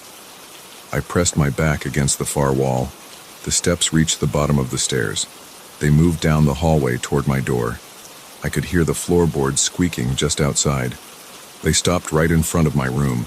3 loud knocks made me jump. The brass doorknob slowly turned, but the lock held. "Mrs. Keene?" My voice came out as a whisper. "Is that you?" No answer. Another set of knocks, harder this time. The door rattled in its frame. I grabbed my phone, still no signal. The knocking got faster, more aggressive. I could see the door shaking. Then it stopped. The footsteps moved away down the hall, back toward the stairs. I heard them go up to the second floor again. The pacing resumed overhead. I didn't sleep. I sat on the bed with my back against the headboard, watching the door. The footsteps continued all night, sometimes slow, sometimes fast. Twice more they came down to my door and knocked, but never as violently as the first time. When sunlight finally came through the window, I packed my bag and went to find Mrs. Keene. The hallway was empty. The caution tape across the stairs hung undisturbed. I knocked on doors of the other ground floor rooms, no answer. I went outside to the cottage behind the house. No one there either. That's when I noticed something strange about the house. From the outside, it was clearly a single-story building. No second floor at all. Just a roof with a few small vents. I ran back inside and looked up the staircase. The steps went up about 15 feet and ended at a solid wall. No door, no hallway, nothing. My hands shook as I searched the house. All the ground floor rooms were empty. No sign of Mrs. Keene or any other guests. In the kitchen, I found a stack of local newspapers. The most recent was from 1987. I left the key on the front desk and got out of there. I practically ran to the nearest town 5 miles away. When I told the local diner owner about the house at the crossroads, his face went pale. "That place burned down in '87, he said. Terrible tragedy. The owner, Margaret Keene, died in the fire. They never rebuilt it. I convinced him to drive me back there. We found the crossroads easily enough. But where I'd spent the night, there was nothing but an empty lot full of weeds. A single wooden post still stood by the road, rotted and gray with age. A vacation rental sign hung from it, swaying gently in the wind. That was 3 months ago. I got the job in Chicago and tried to forget about what happened. But last week, I received something in the mail. No return address. Inside the envelope was a brass key attached to a wooden tag marked Room 3. Every night since then, I've been waking up at midnight to the sound of footsteps overhead. I live in a first-floor apartment. The footsteps are getting closer to the stairs. Part 2. I didn't tell anyone about the key at first. Who would believe me? I threw it in the trash the same day it arrived. The next morning, I found it on my kitchen counter. The footsteps got worse each night. They started at midnight exactly and continued until sunrise. I couldn't sleep. I tried earplugs, white noise machines, sleeping pills. Nothing helped. The sound came through everything. After a week, dark circles formed under my eyes. My hands shook constantly. At work, I couldn't focus. I drank 8 cups of coffee a day just to stay awake. I hired a contractor to check the roof and ceiling. He found nothing unusual. No loose boards, no hidden spaces. Just solid construction with no room for anyone to walk. "Building's only got the 1 floor, buddy," he said. "No way anybody's up there." I started recording the sounds on my phone. The recordings picked up nothing but static. I bought an expensive microphone and tried again. Same result. Last night, things changed. The footsteps came as usual at midnight, but this time they moved differently. Instead of pacing back and forth, they walked in a perfect circle above my bed. round and round, getting faster and faster. I lay there counting the steps. After exactly 100 rotations, they stopped. Complete silence for exactly 1 minute. Then 3 loud knocks directly overhead. I looked up. A dark stain was spreading across the ceiling, dripping down the walls. It smelled like smoke and something else, something burning. The room got cold enough to see my breath. The brass key sat on my nightstand, though I'd thrown it away again that morning. A piece of paper was folded underneath it. The paper looked old, yellowed and brittle. I unfolded it carefully. It was a newspaper clipping from 1987. The headline read, "Local woman dies in house fire." Below was a photo of Mrs. Keene standing in front of the house where I'd stayed. The article mentioned she was found in room 3, apparently trapped there when the second floor collapsed. The second floor that wasn't supposed to exist. I packed a bag and drove to a hotel. I couldn't stay in that apartment another night. But as I write this from my hotel room, I can hear it. Footsteps on the floor above. They're coming down the hall now. Someone's knocking at my door. Part 3. The hotel didn't help. Neither did staying with friends, sleeping in my car, or even flying to visit my parents in Florida.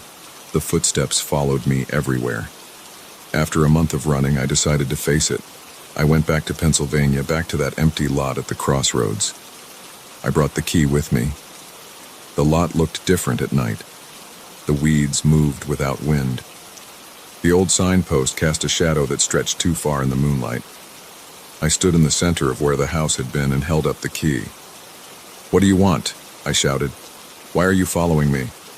The footsteps started behind me. I turned around. Mrs. Keene stood there in her blue bathrobe, but something was wrong. Her skin was black and cracked like burned paper. Smoke rose from her hair. "You took my room," she said. Her voice sounded like crackling flames. "I didn't know," I said. "I'm sorry." She held out her hand. The flesh was charred to the bone. The key. I gave it to her. She clutched it to her chest and smiled. Her teeth were ash gray. "Room 3 is mine," she said. "It's always been mine. Every guest who stays there belongs to me." She grabbed my arm. Her touch burned like fire. I tried to pull away but couldn't move. "The house is gone," I said. "It burned down." She laughed. The sound was like wood splitting in flames. "The house is never gone. It's waiting. Always waiting at the crossroads.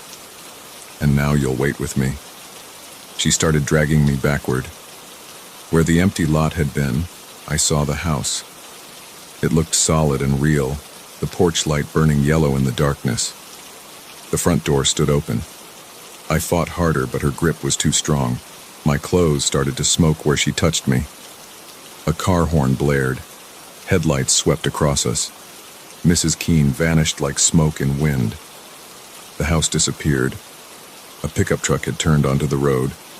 The driver stopped and got out. An old man in a flannel shirt. "You okay, son?" he asked. "Saw you standing out here talking to yourself." I looked down at my arm. A perfect handprint was burned into my skin. That was 2 days ago. The footsteps have stopped. The burn is healing. I thought it was over. But this morning, I checked my mail. There was a letter, no return address. Inside was a brass key attached to a wooden tag. This one is marked Room 4. I can hear footsteps overhead. They're coming down the stairs.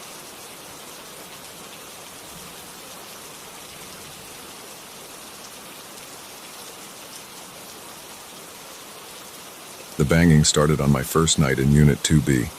3 sharp knocks against the wall, then silence. I checked the time, 3:17 a.m.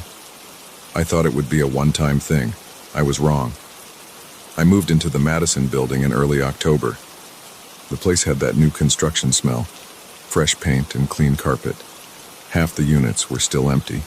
The rental agent, Lisa, made a big deal about the soundproof walls when she showed me around. "You'll never hear your neighbors," she said. Perfect for a writer who needs quiet. That first week, everything seemed normal. I set up my home office, got into a routine. Wake up at 7 right until noon, Lunch, more writing, dinner, sleep. The perfect setup for finishing my novel. The deadline was getting close. Then the noises started getting worse. Not just knocks anymore. Heavy footsteps pacing back and forth. Furniture scraping across the floor. A man's voice, too muffled to make out words. Always between 2 and 4 a.m. After the third night, I left a note on the door of 2A. Could you please keep the noise down at night? The walls are thinner than advertised. Thanks, Jack from 2B. The note was still there the next morning, untouched. I knocked on the door. No answer. I tried again that evening. Nothing. I called Lisa. Who lives in 2A? They're making a lot of noise at night. 2A? That unit isn't rented yet, she said. No one lives there. That's impossible. I hear someone in there every night. I handle all the leases personally, Mr. Walker. 2A is empty. Maybe you're hearing noises from above or below. No, it's definitely coming through the shared wall. Look, can you check? She sighed. I'll come by tomorrow morning. That night, the noises were worse. The pacing started at 2:45 a.m. Back and forth, then a crash, like something heavy falling. A man's voice shouted something. I pressed my ear against the wall but couldn't make out the words. I banged on the wall. Hey, keep it down! The pacing stopped. Then 3 sharp knocks, right where my head was pressed against the wall. I jumped back. Lisa arrived at 9 a.m. the next morning. She used her master key to open 2A. The apartment was completely empty. No furniture, no marks on the carpet, no signs anyone had ever been there. See? She gestured at the empty space. No one lives here. I walked through every room. The layout mirrored my apartment. Living room, kitchen, 2 bedrooms, 2 bathrooms, everything pristine. I put my hand on the shared wall between units. The wall felt cold. Could someone have broken in? Maybe squatters? Lisa shook her head. Impossible. We have security cameras in all hallways and entrances. No one has entered this unit since construction finished. The locks haven't been tampered with. Then how do you explain the noises? Old buildings settle, pipes knock. Maybe you're just not used to apartment living. This is a new building, and I know what I hear. She gave me a look I didn't like. The kind of look you give someone who's not quite rational. I'll have maintenance check the walls and pipes. Will that help? I nodded, but I knew it wouldn't matter. That night, I set up my phone to record audio. The pacing started at 3:08 a.m. I hit record. The footsteps were clear. Heel to toe, crossing the room and back. Then the voice started. A man, speaking in what sounded like whispers. I played the recording back in the morning. Nothing but static. I tried again the next night with better equipment. A professional-grade audio recorder with a sensitive mic. Same result. The noises were clear in person but didn't show up on the recording. I started keeping a detailed log. Night 7, pacing from 2:50, 3:30 a.m. Voice whispering for 10 minutes. 3 knocks at 3:45. Night 8, crash at 2:15 a.m. Pacing until 4. Voice shouting briefly at 3:20. Night 9, just pacing, 3:04 a.m. Night 10, pacing and voice. New sound like scratching on the wall. The scratching was new. It started low near the floor, then moved up the wall. Long, slow scrapes, like fingernails on drywall. I stopped sleeping more than a few hours a night. Dark circles formed under my eyes. My writing suffered. I missed my deadline. I started researching the building's history. The Madison was built on an empty lot. Before that, it was a parking lot for 30 years. Nothing suspicious. No deaths during construction, no accidents. Nothing to explain what I was hearing. I talked to other residents. The woman across the hall in 2C never heard anything. The couple in 2D said the building was the quietest they'd ever lived in. I started to wonder if I was losing my mind. Then I met Sarah from 3B, directly above me. She looked as tired as I felt. "Do you ever hear strange noises?" I asked. "Like someone pacing?" Her eyes widened. "You hear it too? In the middle of the night?" "Yes." "And a man's voice?" She nodded quickly. And scratching sounds. I thought I was going crazy. I complained to management, but they said the unit below me was empty. That's what they told me about 2A. Have you ever recorded the sounds? I tried. Nothing shows up. Just static. We compared notes. She heard the same patterns I did. Always between 2 and 4 a.m. Always pacing, voice, scratching. Both our apartments shared a wall with the empty units. Have you seen inside 3A? I asked. No. It's always locked. We need to look inside. I have an idea. I bought an endoscopic camera, the kind with a flexible tube you can feed through small spaces. That night, Sarah came to my apartment. We waited until after midnight, then I slid the camera under the door of 2A. The apartment was still empty on the camera's small screen. No furniture, no squatters, nothing. At 2:30 a.m. the pacing started. We could both hear it clearly. On the camera, the empty apartment remained still. No one walking. No movement at all. The scratching started at 2:45. Sarah grabbed my arm. Look! On the camera screen, long marks were appearing on the wall. Gouges in the drywall carving themselves from bottom to top. But nothing was there making them. The screen went black.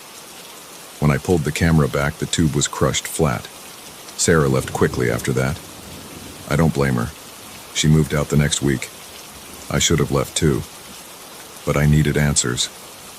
I installed more cameras, motion sensors, an infrared detector. Everything showed the same thing. An empty apartment with invisible forces leaving very visible damage. I took photos of the scratches on the wall and showed them to Lisa. She called maintenance. They patched and painted the wall. The next night, new scratches appeared. The noises got worse. The pacing became running. The voice grew louder, though still unclear. The scratching turned to pounding. I stopped going to my bedroom, started sleeping on the couch, away from the shared wall. But the sounds followed. New scratches appeared on the living room wall. One night I heard something new. Crying, not loud but clear. A man sobbing on the other side of the wall. I pressed my hand against the wall. Hello? Can you hear me? The crying stopped. Then a whisper right next to my hand. Help me. I jerked back. The voice was clearer than ever before. Desperate. Afraid. How can I help? I asked. No response. Just more crying, fainter now. I didn't sleep at all that night. Or the next. I started seeing things. Shadows moving in my peripheral vision. Shapes in mirrors. Dark figures that vanished when I turned around. The lack of sleep affected my work. My agent dropped me. I missed paying rent. Lisa sent warning notices. I tried everything to block the sounds. Earplugs. White noise machines. Sound dampening panels. Nothing worked. The noises came through everything. Then one night, something changed. The pacing stopped mid-step. The scratching ceased. Complete silence. I pressed my ear against the wall, listening. 3 sharp knocks, right next to my head. Then the wall cracked. A thin line appeared, running from floor to ceiling. As I watched, it widened. Cold air seeped through. The crack spread, branching like lightning. I backed away. Plaster crumbled. The crack kept growing. A hand reached through.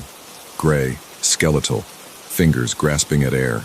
I ran, out of the apartment, down the stairs, into the street. I never went back. Left everything behind. Clothes, furniture, laptop, all my work. I couldn't risk going back for any of it. Lisa called a few days later. Your apartment is trashed, she said. The wall between units is destroyed. You'll have to pay for repairs. I hung up, blocked her number, blocked my agent, my publisher, everyone associated with that place. I'm in a small town now, different state, living in a house, not an apartment, no shared walls. But sometimes late at night I hear 3 sharp knocks. And I wonder about the empty apartment next door, the one that was never rented, the one where something impossible lived. I wonder who else is hearing those sounds now. Who else is pressing their ear against that wall, listening to the pacing, the voice, the scratching. I wonder what would have happened if I'd stayed, if I'd let that hand pull me through the crack. Some walls are better left solid. Some neighbors are better left unmet, but in my dreams I still hear the whisper, "Help me." And I wake up wondering if I should have tried harder to understand what was on the other side of that wall, what needed help so desperately. What's still there, pacing back and forth, waiting for someone to answer its knocks.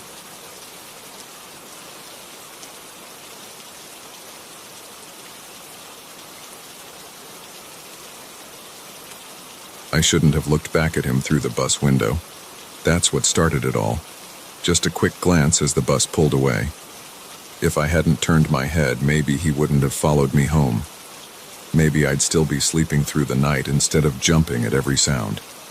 It was Tuesday, October 15th, a normal workday. I left the office at 5:30 p.m., same as always. The sun was already setting behind the buildings downtown. The air felt cold against my face as I walked to my usual bus stop on 7th Street. 3 other people waited at the stop. An elderly woman with shopping bags, a teenager with headphones, and a businessman checking his phone. I stood near the signpost and checked the arrival time on my phone. 7 minutes until the 43 bus. That's when I heard footsteps behind me. Slow, deliberate steps on the concrete. I didn't turn around at first. In a city, you get used to people walking near you. But these footsteps stopped right next to me. Too close. Close enough that I could feel the presence of someone just inches from my right shoulder. I shifted my weight to the left, trying to put some space between us without making it obvious. The footsteps didn't follow. I glanced to my right. A man stood there, about 6 feet tall, black coat, dark jeans, brown shoes. His face was normal. That's what made it worse later. No scars, no strange features. Just a completely average-looking white man in his 40s. Short brown hair, clean-shaven, the kind of face you'd forget immediately, except he was staring straight ahead, not moving, not checking his phone, not shifting his weight, just standing perfectly still like a statue. His arms hung at his sides. His breathing was so shallow I couldn't even see his chest move. The elderly woman left first when the 39 bus came. Then the teenager got on the 51. The businessman walked away after checking his watch, probably giving up on his bus. That left just me and the statue man. My bus finally turned the corner. The brakes squealed as it stopped in front of us. I got on first, swiped my card, and walked to a seat in the middle. The man didn't get on. I looked out the window as we pulled away. He turned his head. Just his head, not his body. Turned it slowly until he was looking directly at me through the glass. His eyes locked onto mine. His face hadn't changed at all. Still that blank expression. But now it was aimed at me like a gun. The bus turned the corner. I lost sight of him. My hands were shaking as I pulled out my phone. I tried to distract myself with emails, but I kept seeing his face in my mind. Those empty eyes. 20 minutes later, I pulled the cord for my stop. The bus slowed on Cedar Street, 3 blocks from my house. I stood up, thanked the driver, and stepped down onto the sidewalk. The street was quiet. Most of my neighbors were probably inside eating dinner. The streetlights had just turned on. Long shadows stretched across lawns and driveways. I started walking home. The sound of the bus pulling away faded behind me. Then I heard it. Footsteps on the sidewalk. Coming from ahead of me this time. He stood under the streetlight at the corner. Same black coat. Same stance. Same blank face. Staring straight at me. My legs froze. My throat closed up. This was impossible. He'd been at the bus stop downtown. He couldn't be here. I hadn't seen him on the bus. There was no way he could have beaten me to my neighborhood. But there he was. I turned and ran. My dress shoes slapped against the concrete. My breath came in sharp bursts. I didn't look back. I cut through the Andersons' yard, jumped their fence, and ran through 3 more backyards before emerging onto Oak Street. My house was just ahead. I sprinted up the driveway, fumbled with my keys, and got inside. I slammed the door, locked it, and leaned against it. My heart pounded in my chest. Sweat ran down my face. Through the small window next to the door, I saw movement. He walked past my house, slow, measured steps. He didn't look toward the house, didn't try the door, just walked by like he was taking an evening stroll. I ran to each door and window, checked every lock twice, called the police. They took my report but said they couldn't do much since he hadn't actually done anything threatening. Just standing near someone and walking down a public street isn't a crime. I didn't sleep that night. Every car that drove past made me jump. Every creak of the house settling sounded like footsteps. Morning came.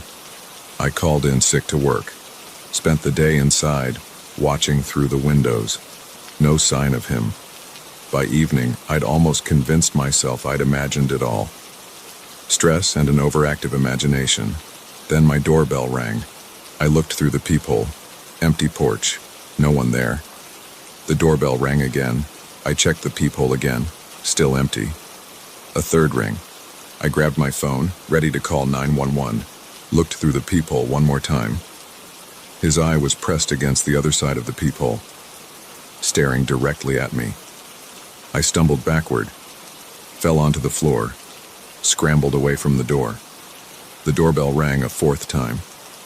I ran upstairs to my bedroom, locked the door, called 911, told them someone was trying to break in. The police came, found nothing.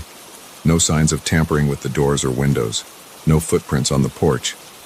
They took another report, suggested I install security cameras. I bought cameras the next day, had them installed all around the house. Bought new locks, better window latches, motion sensor lights. For 3 days, nothing happened. The cameras showed only cats and raccoons at night. No strange men in black coats. On Saturday, I finally left the house. Had to get groceries. Couldn't live on delivery forever. The store was only a 5-minute drive. I parked close to the entrance, hurried inside, grabbed what I needed quickly. In the checkout line, I saw him. 2 lanes over, just standing there, not buying anything, staring straight ahead. I left my cart and ran, got in my car, broke the speed limit getting home. He was standing in my driveway. I drove past my house, went to a hotel, checked in under a false name, took a room on the 4th floor. At 3 a.m., I woke up to knocking, looked through the peephole, empty hallway, more knocking, still empty. The knocking moved to the window. I was on the 4th floor, opened the curtains. He stood on the ledge outside my window. Same blank expression, same black coat flowing in the wind. I checked out immediately, drove to my sister's house 2 states away. She let me stay in her guest room. I told her everything. She believed me, said I could stay as long as I needed. That was 2 weeks ago. Last night, her daughter said a strange man was standing in the backyard, just standing there, staring at the house. My sister looked, saw nothing, but I knew. I packed my bags again, left a note thanking her, started driving. I've been on the road for 18 hours now. Stopped at this diner to write everything down. Maybe someone will read this and understand. The waitress just asked if I want more coffee, but it wasn't the waitress. It was him, in a waitress uniform. Same face, same blank expression. I'm running to my car now. Don't know where I'll go, but it doesn't matter. He'll be there when I arrive. He's always there. I shouldn't have looked back through that bus window. I should have kept my eyes forward. Should have. Wait. Someone just sat down in the booth across from me. I don't want to look up, but I can see the black coat in my peripheral vision. I can feel those eyes on me. The laptop screen reflects his face. He's smiling now. For the first time, he's smiling. I have to G.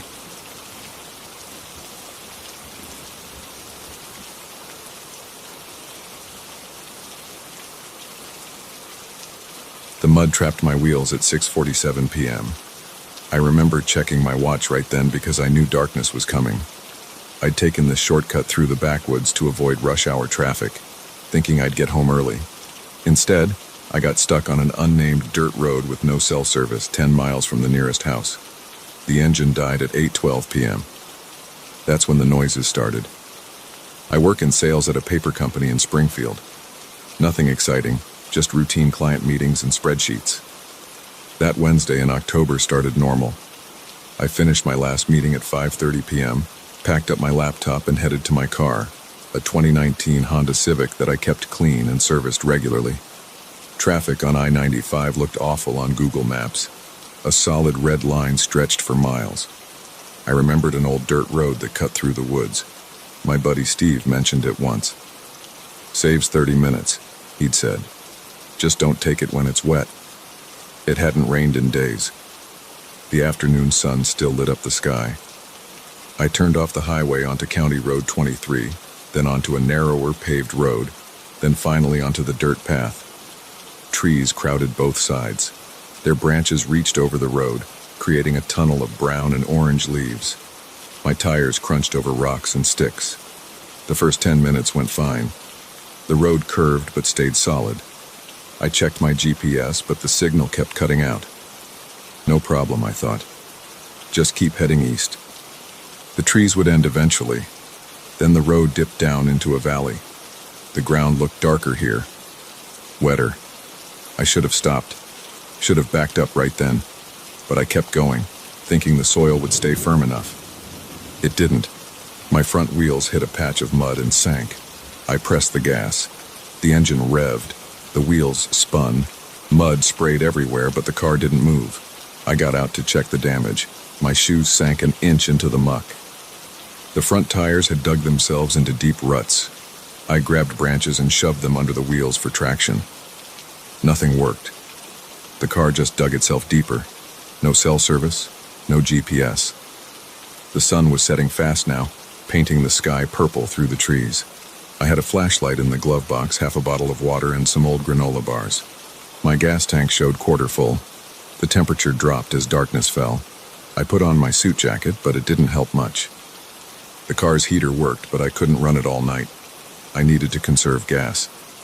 At 8:12 p.m., I turned the key to start the engine again. Nothing happened. Not even a click. The battery was dead. The first sound came from behind the car. A crack, like a thick branch breaking. I twisted around in my seat but saw only blackness through the rear window. The sound came again, closer this time. Another crack, followed by something that sounded like footsteps in the mud. I locked all the doors. The windows were already up. I grabbed my flashlight and pointed it out the back window. The beam cut through the darkness but showed only trees and shadows. The footsteps circled to the passenger side. Slow, deliberate. Each step made a wet sucking sound in the mud. I swung the flashlight that way. Nothing moved in the beam. Something knocked on the passenger window. 3 sharp raps. My heart jumped into my throat. I jerked the flashlight toward the sound. Empty space greeted me. Just the dark glass reflecting my own pale face. "Hello?" I called out. My voice sounded thin and shaky. "Is someone there? I'm stuck. I need help." No answer, just more footsteps, moving to the front of the car now. The beam of my flashlight followed the sound but caught nothing. Another knock, this time on the hood. Metal rang under the impact. Then another hit, harder. The whole car shook. I gripped the flashlight tighter. My hands were sweating. "Who's there?" I shouted. "This isn't funny." The response came as a series of heavy blows on the roof. Boom, boom, boom, like someone pounding with their fist, or something heavier than a fist. I ducked down in my seat, heart pounding. The attacks continued, moving across the roof from front to back. Each impact made the metal creak and flex. Then silence. Complete silence. Even the normal forest sounds, insects, wind in the trees, had stopped. I stayed low, straining to hear anything. A scratch. Light at first, then deeper. The sound of something sharp dragging across metal. It started at the trunk and moved slowly up the driver's side. I pressed myself against the passenger seat, as far from that sound as possible. The scratching reached my window. Stopped. I held my breath. A shadow blocked the dim starlight filtering through the trees. Something large stood right outside my window. I could feel its presence, sense its weight shifting in the mud. The flashlight beam shook as I raised it. Before I could aim it at the window, a low growl froze me in place. Not like any animal I knew. Too deep, too wrong. I stayed absolutely still. Sweat ran down my back. The thing outside sniffed the window, making wet, snuffling sounds. Its breath fogged the glass. The window started to crack, just a small line at first, spreading from the top corner. Then another crack formed. And another. The safety glass splintered but held together. I fumbled with the flashlight, finally managing to point it at the window. In the split second before it clicked on, I wasn't sure I wanted to see what was out there. The beam hit empty air. The presence was gone. The cracking stopped. But the night was far from over. For hours, it circled the car, sometimes scratching, sometimes pounding, sometimes just standing quietly, letting me know it was still there. I tried counting seconds to track time, but lost count somewhere after midnight. The flashlight battery started to dim around 2 a.m. I clicked it off to save power, using it only when the sounds got too close. At one point, something scraped across the roof. Not the sharp scratching from before, but a softer sound, like fabric dragging over metal or skin. The sound moved to the front windshield. In the weak moonlight, I saw something dark slide down the glass. It left a wet trail behind it. I clicked on the flashlight. The beam caught a glimpse of pale flesh disappearing over the hood. Just for a moment. Just enough to see that it wasn't shaped quite right.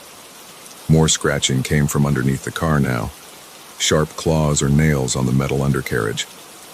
The whole car rocked as something pushed up from below. I pulled my feet up onto the seat.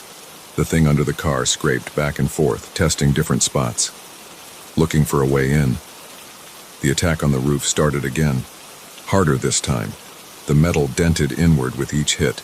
The windshield cracked. Small pieces of safety glass rained onto the dashboard. I curled into a ball on the seat, covering my head. The impacts got stronger. The roof groaned. The window cracks spread. Then a new sound cut through the chaos. A rooster crowing, far in the distance. First light must have been approaching. The pounding stopped. The scratching stopped. The presence withdrew. I stayed frozen in place, waiting. Minutes passed. Nothing happened. The sky began to lighten. Gray dawn filtered through the trees. Birds started chirping. I slowly uncurled myself. My muscles screamed in protest. I'd been tensed up for hours. In the growing light, I examined the damage. Deep scratches ran along both sides of the car. The roof was dented in multiple places. The windows were cracked but intact. Dark stains marked the glass where that thing had touched it. My phone suddenly chimed. Signal was back. The screen showed 6:23 a.m. I called DIA with shaking fingers. The operator said a tow truck would come within the hour. I gave them the best directions I could. While I waited, I got out to inspect the car more closely. The mud had dried somewhat overnight. In the hardened earth around the car, I found tracks. Not animal prints, not human footprints either. The marks were long and twisted, like something had dragged itself through the mud. They circled the car completely. Under the rear bumper, deep furrows showed where claws had dug into the metal. The tow truck arrived at 7:15 a.m. The driver was a heavy-set man named Earl. He took one look at the scratches and dents and whistled. "Bears?" he asked, hooking up the chains to pull my car out. I didn't answer. What could I say? The car came free with a sucking sound. The engine started on the first try now. The battery wasn't dead after all. I followed the tow truck back to the main road. At the intersection, Earl gave me directions to the nearest service station. I nodded, but I didn't plan to stop. I drove straight home, watching the sun climb higher in the sky. I called in sick to work. Spent the day sitting in my bright kitchen drinking coffee, waiting for night to come again, wondering if that thing would find me here. I sold the car the next week. Couldn't stand to look at those scratches. Couldn't shake the memory of that presence outside my window. I take the highway now, no matter how bad traffic gets. Sometimes a longer route is safer. Sometimes shortcuts lead places you don't want to go. But on dark nights, when the wind blows just right, I still hear it. That deep, wrong growl. those heavy footsteps in the mud, that scraping on metal. And I wonder, if the sun had risen just a few minutes later, would anything have been left of me to find? The worst part? That dirt road isn't on any map I've checked. I've driven up and down County Road 23 several times since then looking for the turnoff. It's gone, like it never existed. But the scratches on my old car were real. The dents were real. And sometimes, late at night, I check my windows and doors twice. Because I know what's out there in the dark. I know it remembers me.